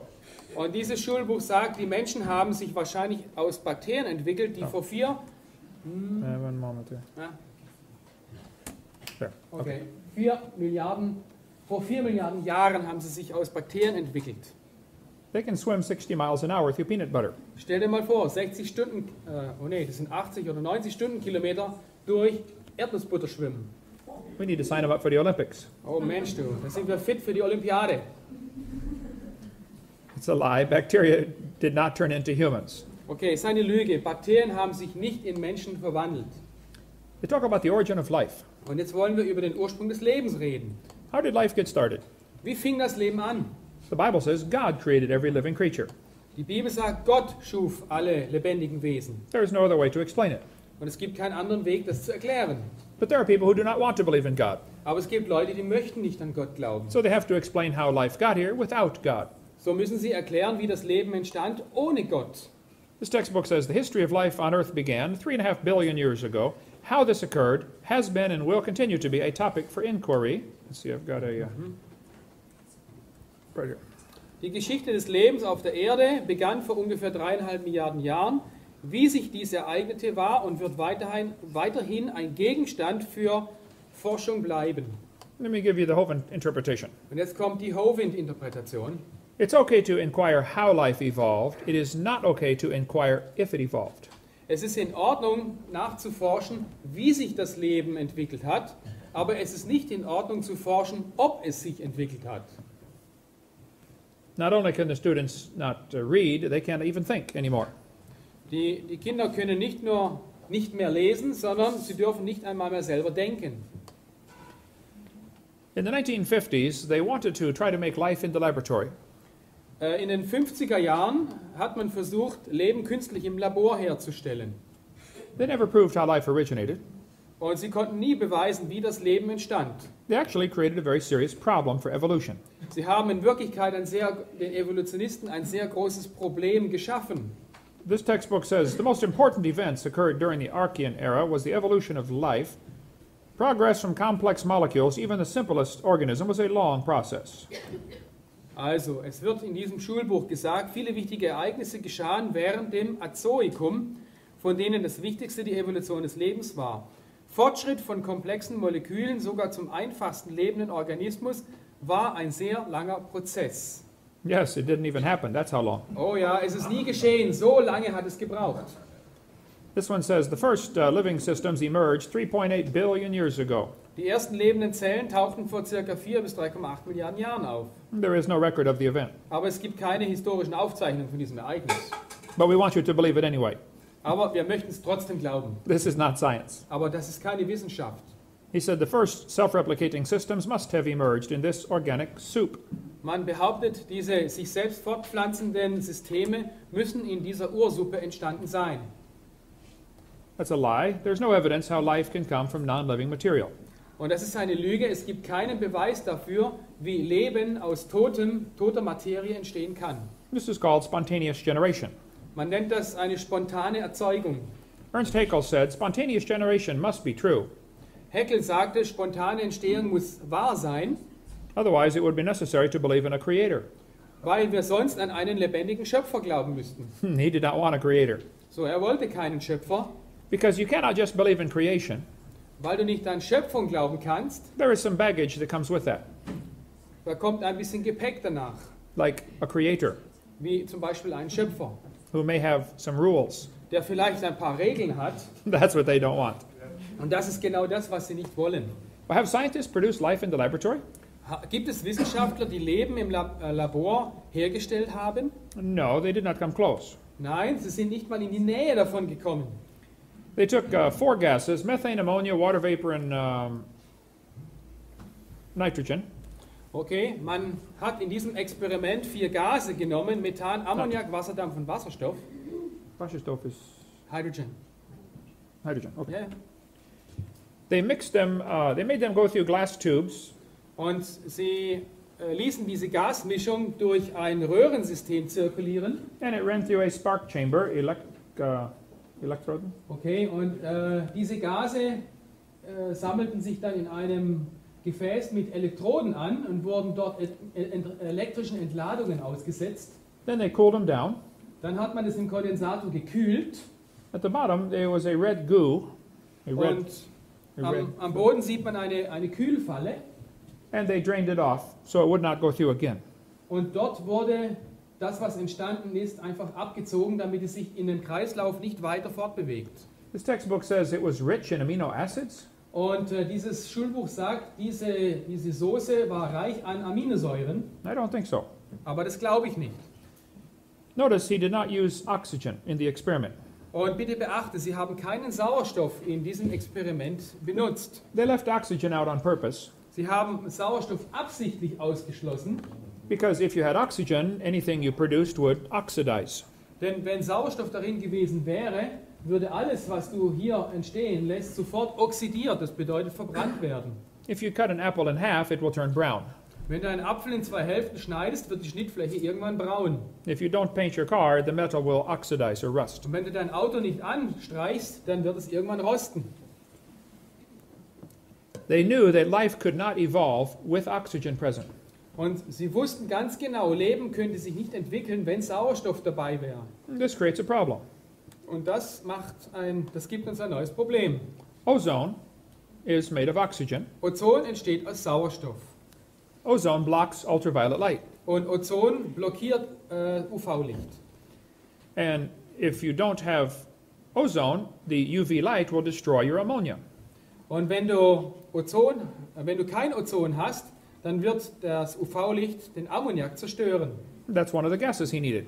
Und das ist aber eines der Gase, die man braucht. So you cannot get life to evolve without oxygen. So, man kann nicht Leben schaffen ohne Sauerstoff. And you cannot get life to evolve with oxygen. Und Leben kann sich nicht entwickeln mit Sauerstoff. He has a problem. So, hier ist wirklich ein Problem. You cannot get life to evolve. Man kann Leben nicht sich entwickeln lassen. All the evidence shows the Earth has always had oxygen, Und alle Beweise zeigen, dass die Erde immer eine Sauerstoffatmosphäre hatte. even more than today. Sogar mehr als früher. What evidence is there for a primitive methane-ammonia atmosphere? There is no evidence for it, but much against it. Was ist der Beweis für eine primitive Methan-Ammoniak-Atmosphäre auf der Erde? Die Antwort ist, es gibt keinen Beweis dafür, sondern viele Beweise dagegen.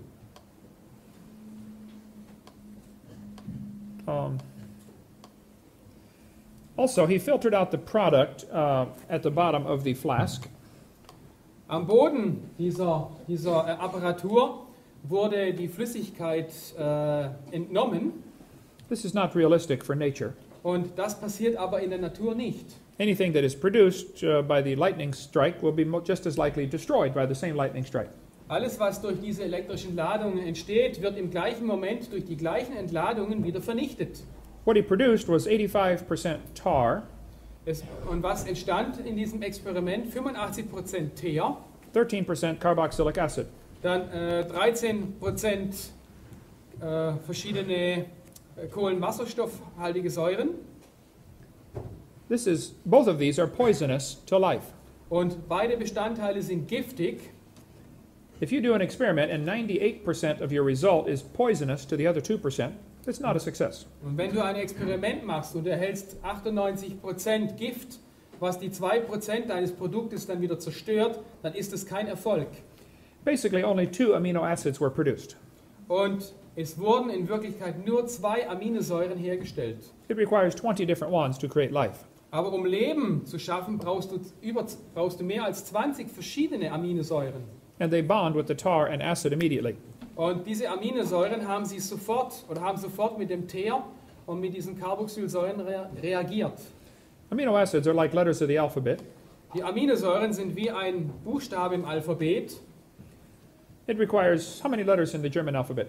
Wie viele Buchstaben haben wir im deutschen Alphabet? 26. 26. Okay, same in English. He only made 2 letters of the alphabet. Aber Gott hat, hier in diesem Versuch haben die Leute bloß 2 Buchstaben des Alphabets hergestellt. And that is a long ways from making a word, Und mit 2 Buchstaben ein Wort machen, da brauchst du wirklich lange. and a very long ways from making books. Und um aus diesen 2 Buchstaben Bücher zu machen, braucht man noch viel, viel länger. And amino acids make proteins, Aus den Aminosäuren werden die Proteine, Eiweiße aufgebaut. and proteins make cells, Und die Proteine oder Eiweiße bauen die Zellwände auf. and trillions of cells make the body. Und unser Körper besteht aus Trillionen von Zellen oder Billionen. Half of his amino acids were backwards. Und die Hälfte dieser Aminosäuren war linksdrehend, die andere Hälfte war rechtsdrehend. This will not work. Und diese Mischung kann nicht funktionieren. You must have at least 70 or 100 amino acids in correct order, all right-handed. Damit es überhaupt funktionieren kann, braucht man mindestens 70 bis 100 Aminosäuren in präziser Anordnung, alle linksdrehend. Links to me is left-handed. Ja. Yeah. RNA and DNA are all right-handed molecules. Aber die DNS und die RNS sind alle rechtsdrehende Aminosäuren. Oder enthalten rechtsdrehende Aminosäuren. So. So it's a lie when they say they made life in the laboratory. So, es ist eine Lüge, wenn man dir erzählt, man hat Leben geschaffen im Labor. They did not come close. Sie sind nicht einmal in die Nähe von Leben gelangt. There is much more information in this book about this topic. In diesem Buch findet man noch viel mehr Informationen über dieses Experiment. Somehow they think if you just get all the information, all the molecules together and add energy, it will make life. Und es gibt die Idee, dass wenn man alle Moleküle nimmt, die man braucht, um Leben herzustellen, und man nimmt sie zusammen und dann führt man Energie zu, dann würde Leben entstehen. It's not that easy. Aber so leicht ist es nicht. I will show you. Ich zeige es euch. We will put a frog in a blender and turn it on. Wir werden einen Frosch in einen Mixer tun und ihn einschalten. In a few moments you will have frog nog. So, und in ein paar Minuten hast du Froschbrühe. Now you may add energy. So, jetzt werden wir Energie zuführen. You can put it on fast speed for 2 hours. Du kannst jetzt den Mixer 2 Stunden lang bei maximaler Geschwindigkeit laufen lassen. You can hook it up to electricity. Und du kannst Elektrizität hinein tun. You can drop in some dynamite. Du kannst ein bisschen Dynamit reinschmeißen. Do whatever you would like. Mach damit, was du willst. How long will it take to put the frog back together? Und wie lange wird es dauern, um den Frosch wieder zusammenzusetzen?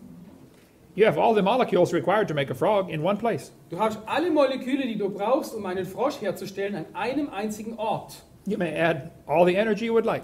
Und du kannst alle Energie zuführen, die du willst. It will never put the frog back together. Aber du wirst nie mehr einen Frosch kriegen. You tell the students they have a tree of life. Und ich erzähle den Schülern, you have the tree of life? No, they talk about a tree of life. Stammbaum. Okay, man erzählt den Studenten oder Schülern von einem Stammbaum des Lebens. This is a typical picture they put in the textbook. Und das ist so ein typischer Stammbaum in einem Lehrbuch. They say bacteria slowly evolved to humans. Hier, Bakterien haben sich langsam zu Menschen entwickelt. This is only a picture in a book. Aber das ist bloß ein Buch This is mit einem Bild. not the result of scientific evidence. Aber das ist nicht das Ergebnis wissenschaftlicher Nachforschung.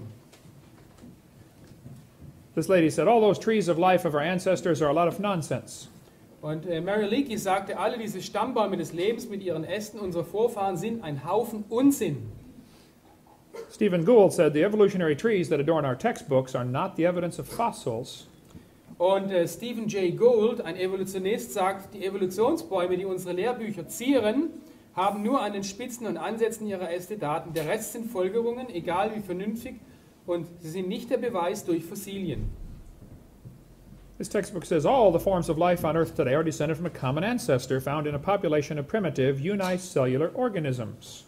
Und dort steht, all die vielen Lebensformen auf Erden heute stammen von einem gemeinsamen Vorfahren, die in einer Population von primitiven einzelligen Organismen zu finden sind. There is no such thing as a primitive unicellular organism. Und es gibt keine primitiven Einzeller. We will talk about that in a moment. Und das werden wir uns gleich anschauen. It is a lie to tell the students there are simple organisms. Es ist eine Lüge, wenn man den Schülern erzählt, dass die Einzeller primitive Lebensformen sind. This one teaches that the humans, the birds, and the crocodiles have a common ancestor. Dieser Baum hier sagt, dass die Menschen, Vögel und Krokodile einen gemeinsamen Vorfahren haben. This is imagination. Das ist eine Fantasie. Anything inside this circle is simply religious speculation, fantasy. Alles innerhalb dieses Kreises ist einfach religiöse Spekulation oder Fantasie. Ja. Yeah. Okay. That's a lie. There's no evidence any animals are related to any different kinds of animals. Es ist eine Lüge. Kein Tier ist mit einem anderen Tier verwandt. They say if something is smaller, it is simpler. Sie behaupten, wenn etwas kleiner ist, dann ist es einfacher. This is not good logic. Aber das ist keine gute Logik. A paramecium is very small. Hier haben wir eine, wie heißt das? Pantoffeltierchen. I think I have it here. No, I guess not. Smaller is not simpler. Kleiner bedeutet nicht einfacher. Here's a microchip inside a paperclip. So, wir haben hier einen Mikrochip innerhalb einer Büroklammer. This is an ant holding a microchip. Wir sehen hier eine Ameise, die einen Mikrochip in ihren Zangen hält. That microchip can process all the letters of the Bible 200 times per second. Und dieser Computerchip kann alle Buchstaben in der Bibel 200 Mal pro Sekunde bearbeiten. Smaller is not simpler. Also kleiner ist nicht einfacher. We will compare the brain of a honeybee to a Cray computer. Wir wollen mal das Gehirn einer Honigbiene mit einem Cray-Computer vergleichen. That was the fastest computer in the world. Das war einige Zeit lang der schnellste Computer in der Welt. The Cray computer is huge. Der Cray-Computer ist sehr groß. The brain of the honeybee is very tiny. Das Gehirn der Honigbiene ist sehr klein. The Cray computer did 6 billion calculations per second. Und der Cray-Computer schafft 6 Milliarden Rechenoperationen pro Sekunde. The brain of the honeybee does about 1,000 billion per second. Aber die Honigbiene schafft 1000 Milliarden Rechenoperationen pro Sekunde. The Cray computer uses many megawatts of electricity. Und der Cray-Computer braucht viele Megawatt an Strom. The honeybee uses 10 microwatts. Und das Gehirn der Honigbiene braucht nur 10 Mikrowatt. The honeybee not only makes honey, he flies on honey. That's his fuel. Und eine Honigbiene produziert nicht nur Honig, sondern sie fliegt auch mit Honig als Treibstoff. And he can get a million miles per gallon. What's that? Ja, das sind 4 Liter. A gallon Should is that be 4 30? liters. Should Ja, that- it's okay. Commas wrong? It's Should be- correct, yeah. It is correct? Yeah. But we use only 1 liter. Liters per kilometer. We- 1.6 million kilometers per is fliegen. Okay, also eine Honigbiene kann mit fast, was ist das? Let's see, here it is. You can fly 1,000,000 miles on 1 gallon of honey. Is that a gallon? Ja, a gallon is 3.7 liters. Okay, so he gets Okay, mit one fast 4 Litern, 1,6 Millionen Kilometer kann die Biene fliegen. How would you like a car that got that kind of gas mileage?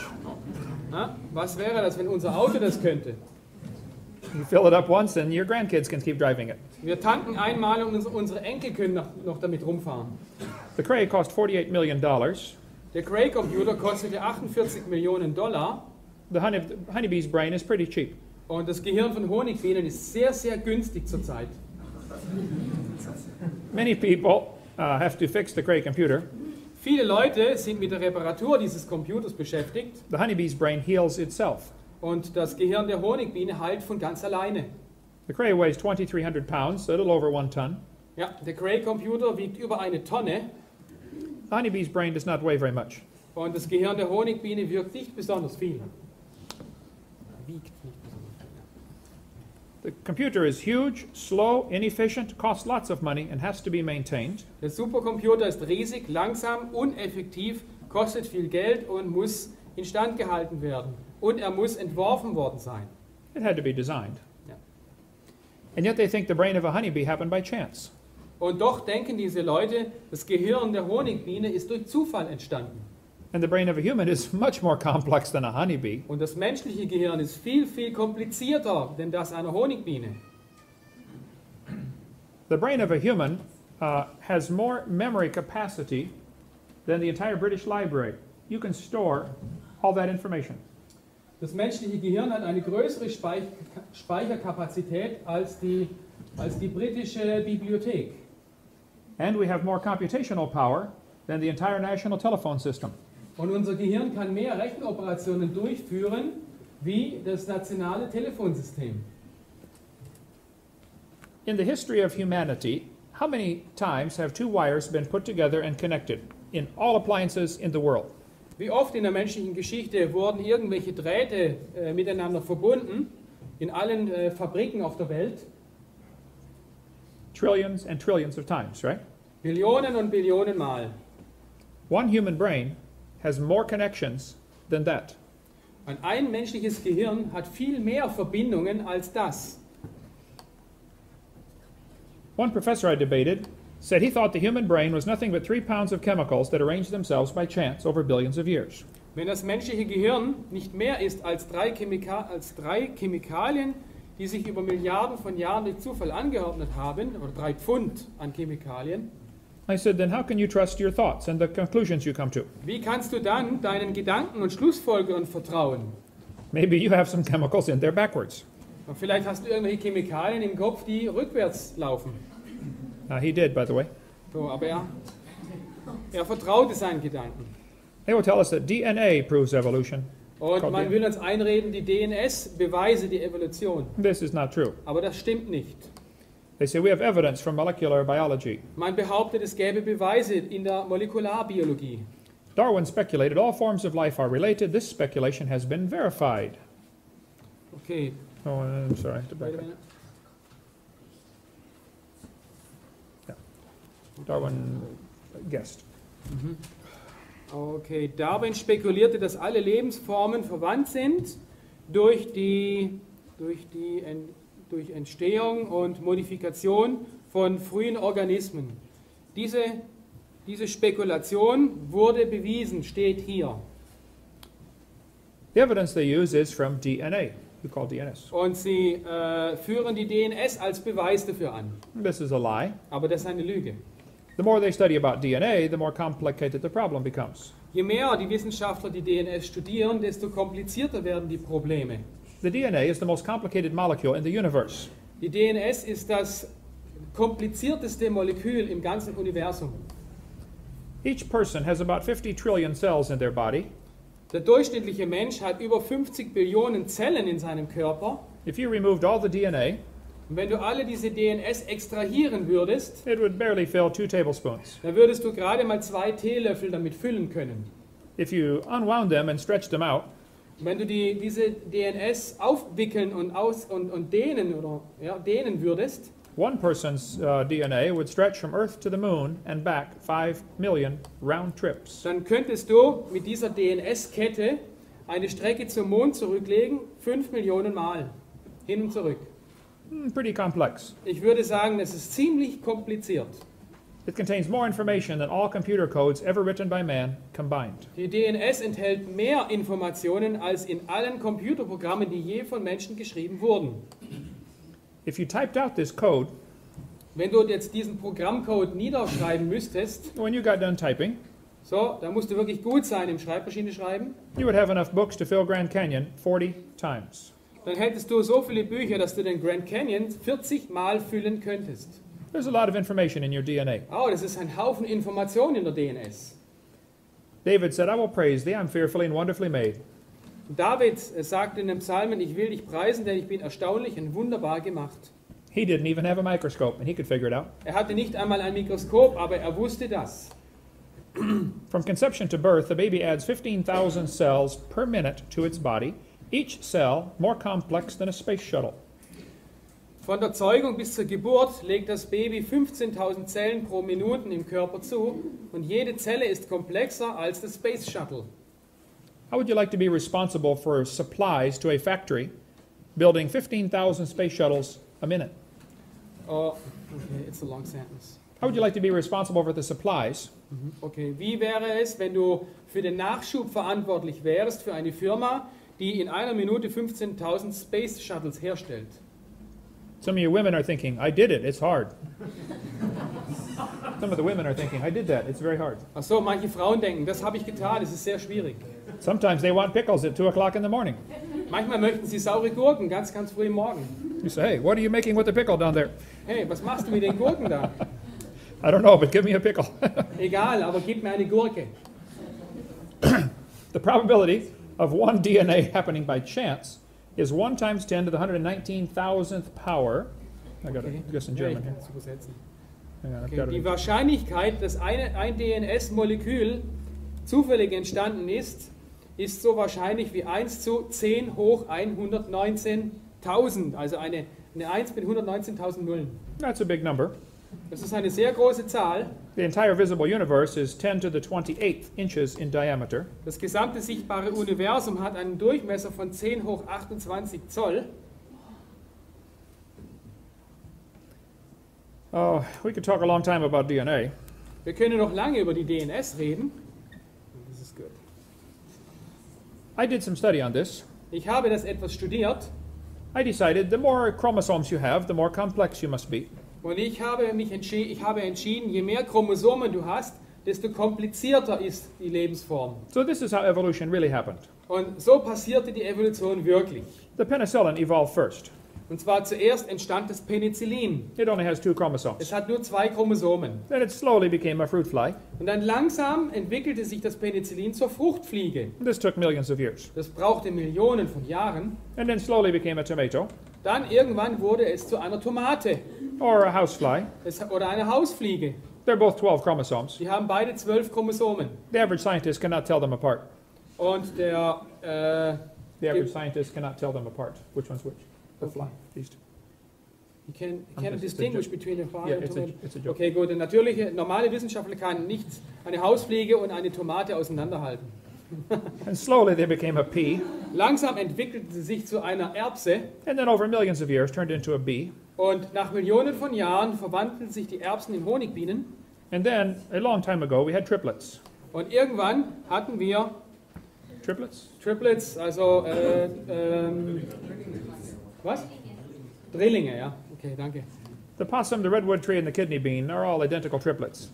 Okay, das Opossum, der Redwood-Baum und die Bohne, die Kidneybohne, diese roten, sind alle Drillinge. And scientists cannot tell them apart. Und die Wissenschaftler können sie nicht auseinanderhalten. Let's see, possum, Opossum, tree, ein Redwood-Baum und eine kidney bean. Bohne. And let's see, which one is which? Okay, jetzt lass uns mal gucken, I cannot tell. was ist was.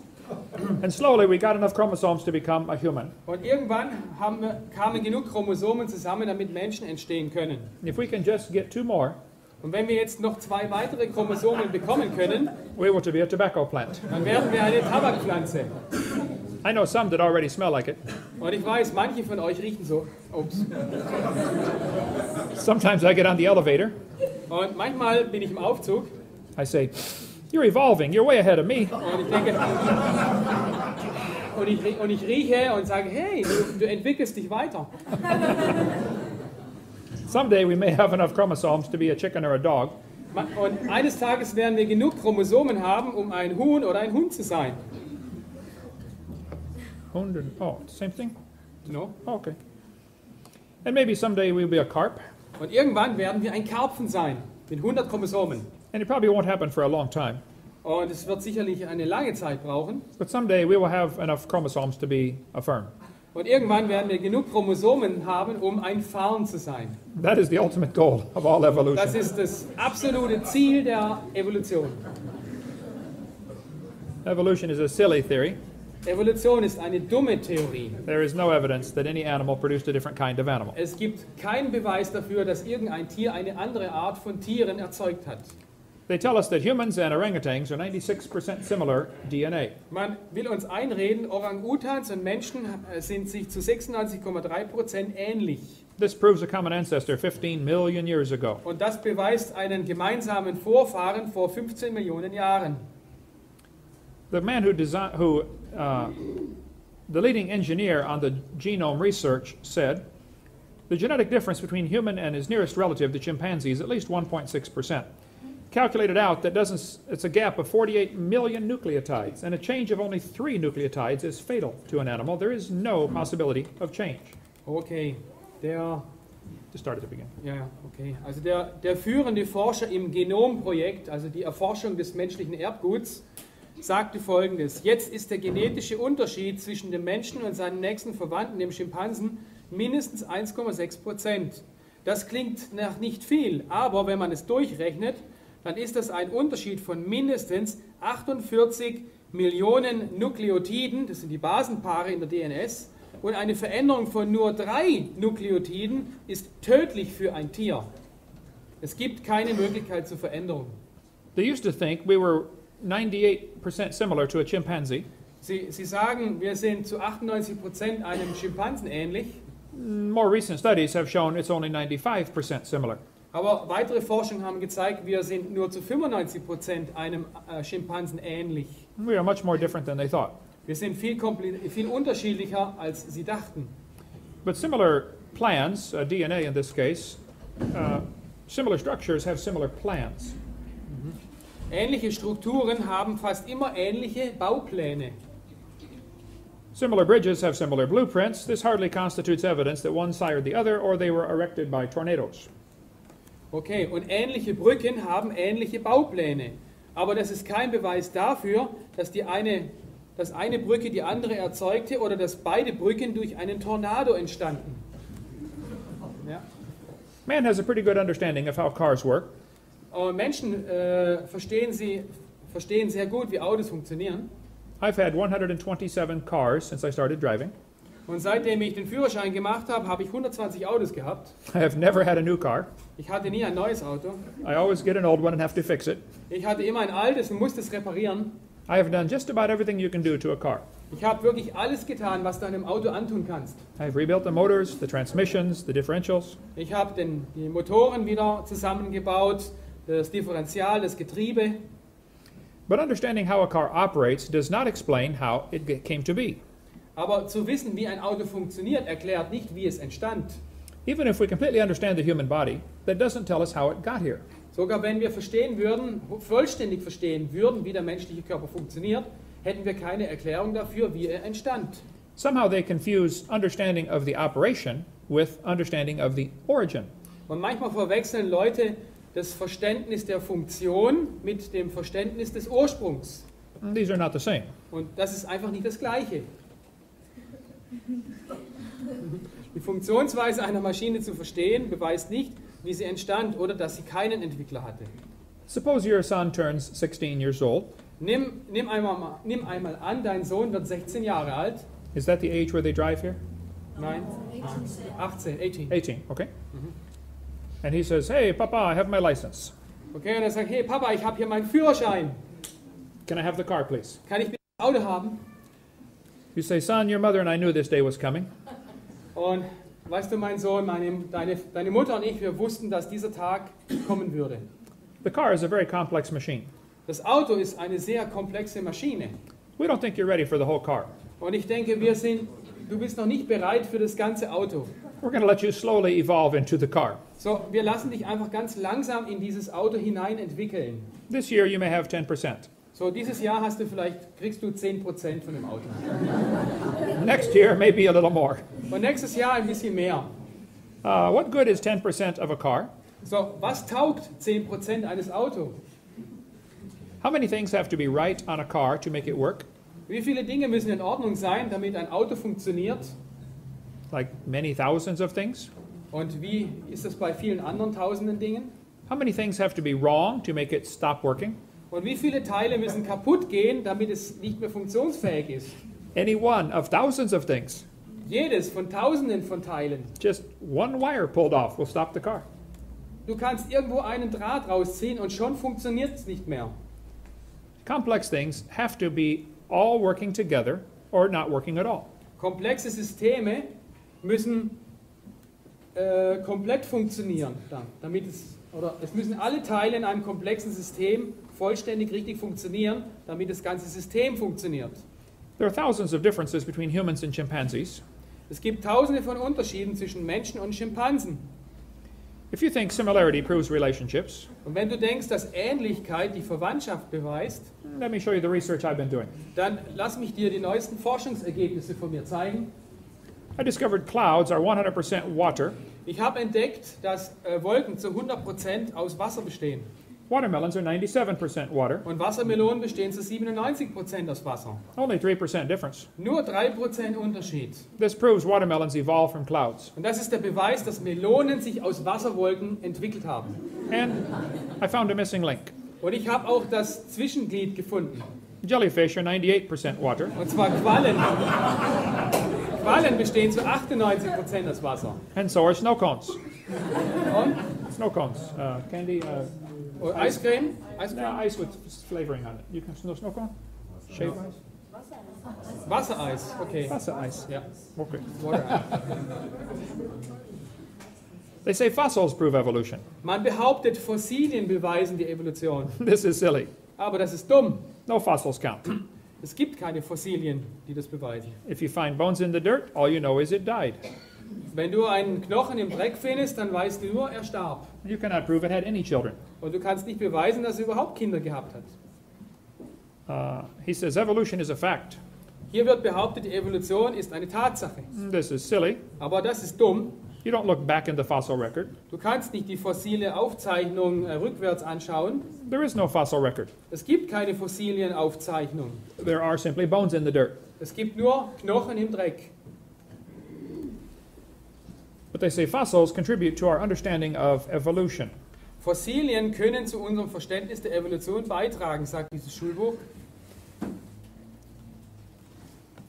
Die Charles Darwin sagt hier, wenn meine Theorie über die langsamen graduellen Veränderungen wahr ist, müssen gewiss zahllose intermediäre oder müssen Zwischenvarianten existiert haben. There should be lots of missing links. Es sollte einen Haufen Übergangsglieder geben. This one says, since Darwin, many links have been found. Seit Darwin wurden viele Zwischenglieder gefunden. This is a lie. Aber das ist eine Lüge. No missing links have been found. Es wurden bis heute keine Zwischenglieder gefunden. We could spend 2 days on this one. Und wir könnten uns noch 2 Tage mit diesem Thema beschäftigen. Ich bin Els in Portugal. Wir hoffen, dass dieser Vortrag über Schöpfung, Evolution und Dinosaurier Ihnen geholfen hat. Viel wichtiger aber, als einfach wissenschaftliche Fakten zu kennen, ist zu wissen, dass man ewiges Leben hat, dass man eines Tages beim Herrn sein wird, dass man gerettet ist. Vielleicht haben Sie schon an den Herrn Jesus geglaubt. Wenn Sie aber das noch nicht getan haben, lassen Sie mich auf eine einfache Art und Weise erklären, wie Sie errettet werden können, wie man ewiges Leben haben kann. Gottes Wort, die Bibel, sagt uns, dass wir alle Menschen gesündigt haben. Wir haben alle Gottes Gesetze gebrochen. Römer 3, Vers 23 sagt, denn alle haben gesündigt und erreichen nicht die Herrlichkeit Gottes. Wir sind dem Schöpfer ungehorsam gewesen. Wir haben böse Dinge getan, manche mehr als andere vor den Augen des Menschen. Wir sind aber alle ausnahmslos Sünder. Die Bibel sagt auch, kehrt um. Sie sagt, dass wir umkehren müssen. Der Ausdruck tut Buße wird auch gebraucht. Dieses Wort bedeutet eigentlich Sinnesänderung oder Umkehr. Das heißt nämlich, dass wir uns von unserer Rebellion gegen Gott wenden sollen, uns zu Gott wenden sollen. Gott erwartet eine neue Einstellung, die sagt, es tut mir leid, dass ich gegen Gott gesündigt habe. Ich möchte das Richtige tun. Kehren Sie sich um zu Gott durch den Herrn Jesus Christus. Die Bibel sagt uns nicht nur, dass wir Sünder sind, sondern auch, was die Folge der Sünde ist. Römer 6, Vers 23 sagt, denn der Lohn der Sünde ist der Tod. Das ist die Folge der Sünde, der Tod. Aber die Gnadengabe Gottes ist ewiges Leben durch Christus Jesus, unseren Herrn. Der Tod ist die Belohnung für unsere Sünden. Das heißt nicht nur der Tod des Leibes, sondern der ewige Tod, Verdammnis in der Hölle, ewige Trennung von Gott. Jesus Christus aber möchte uns retten. Er ist für unsere Sünden gestorben. Römer 5, Vers 8 sagt, Gott aber beweist seine Liebe zu uns dadurch, dass Christus für uns gestorben ist, als wir noch Sünder waren. Sein Tod am Kreuz, sein Blut, das er vergossen hat, sein Begräbnis, seine Auferstehung. Das ist das Evangelium, das ist die wahre, gute Botschaft, dass Jesus Christus unsere Sünden auf sich genommen hat. Hebräer 9, Vers 22 sagt, ohne Blutvergießen geschieht keine Vergebung. Man sieht in der Bibel, dass seit dem Fall des Menschen Blutopfer erforderlich sind. Jesus Christus brachte das vollkommene Opfer dar. Das einzige Opfer als das Lamm Gottes, das wirklich die Sünde der Welt wegnehmen kann. Er bietet ewiges Leben an für jeden, der an ihn glaubt, jeden, der ihn aufnimmt, seinen Namen anruft. Es gibt verschiedene Ausdrücke dafür. Sie drücken aber nur eins aus. Jesus Christus ist der Weg, die Wahrheit und das Leben. Niemand kommt zum Vater, denn durch ihn. Glauben Sie an ihn, vertrauen Sie ihm. Johannes 1, Vers 12 sagt, wie viele ihn aber aufnahmen, denen gab er das Recht, Gottes Kinder zu werden, die an seinen Namen glauben. Römer 10, Vers 9 und Vers 10 sagt, denn wenn du mit deinem Mund Jesus als den Herrn bekennst und in deinem Herzen glaubst, dass Gott ihn aus den Toten auferweckt hat, so wirst du gerettet. Denn mit dem Herzen glaubt man, um gerecht zu werden, und mit dem Mund bekennt man, um gerettet zu werden. Dann Vers 13, denn jeder, der den Namen des Herrn anruft, wird gerettet werden. Ewiges Leben ist ein Geschenk. Epheser 2, Verse 8 und 9 sagt, denn aus Gnade seid ihr errettet, durch den Glauben, und das nicht aus euch, Gottes Gabe ist es, nicht aus Werken, damit niemand sich rühme. Wenn sie sich umkehren und den Namen des Herrn anrufen, indem sie erkennen, dass sie gesündigt haben, ihr Sünde Gott bekennen, ihm glauben, ihm vertrauen, wird Gott ihnen auch dieses Geschenk, das ewige Leben, geben. Sie dürfen sich im Gebet zum Herrn wenden und Jesus Christus als ihren persönlichen Heiland aufnehmen. Es gibt hier keine Zauberworte. Gott sieht das Herz an, ob sie ernsthaft mit ihm meinen. Sie dürfen zum Beispiel so beten. Herr Jesus, ich erkenne, dass ich Sünder bin. Ich habe deine Gesetze gebrochen und ich bekenne dir meine Sünde. Ich glaube an dich und setze jetzt mein Vertrauen auf dich. Reinige mich durch dein Blut. Vergib mir meine Sünden. Nimm mich auf in deine Herrlichkeit. Amen. Gottes Wort verheißt, dass jeder, der den Namen des Herrn anruft, gerettet wird. Wenn sie ernstlich den Namen des Herrn angerufen haben, sind sie dann gerettet worden. Ihr Ziel jetzt ist zu wachsen. Lesen Sie in die Bibel. Beten Sie. Schließen Sie sich einer biblischen Gemeinde an, wo Sie wachsen können, zu einem reifen Christen wachsen können. Wenn Sie Hilfe bei dieser Entscheidung brauchen oder noch Fragen haben, rufen Sie uns an, schreiben Sie uns an, wir sind gern für Sie da.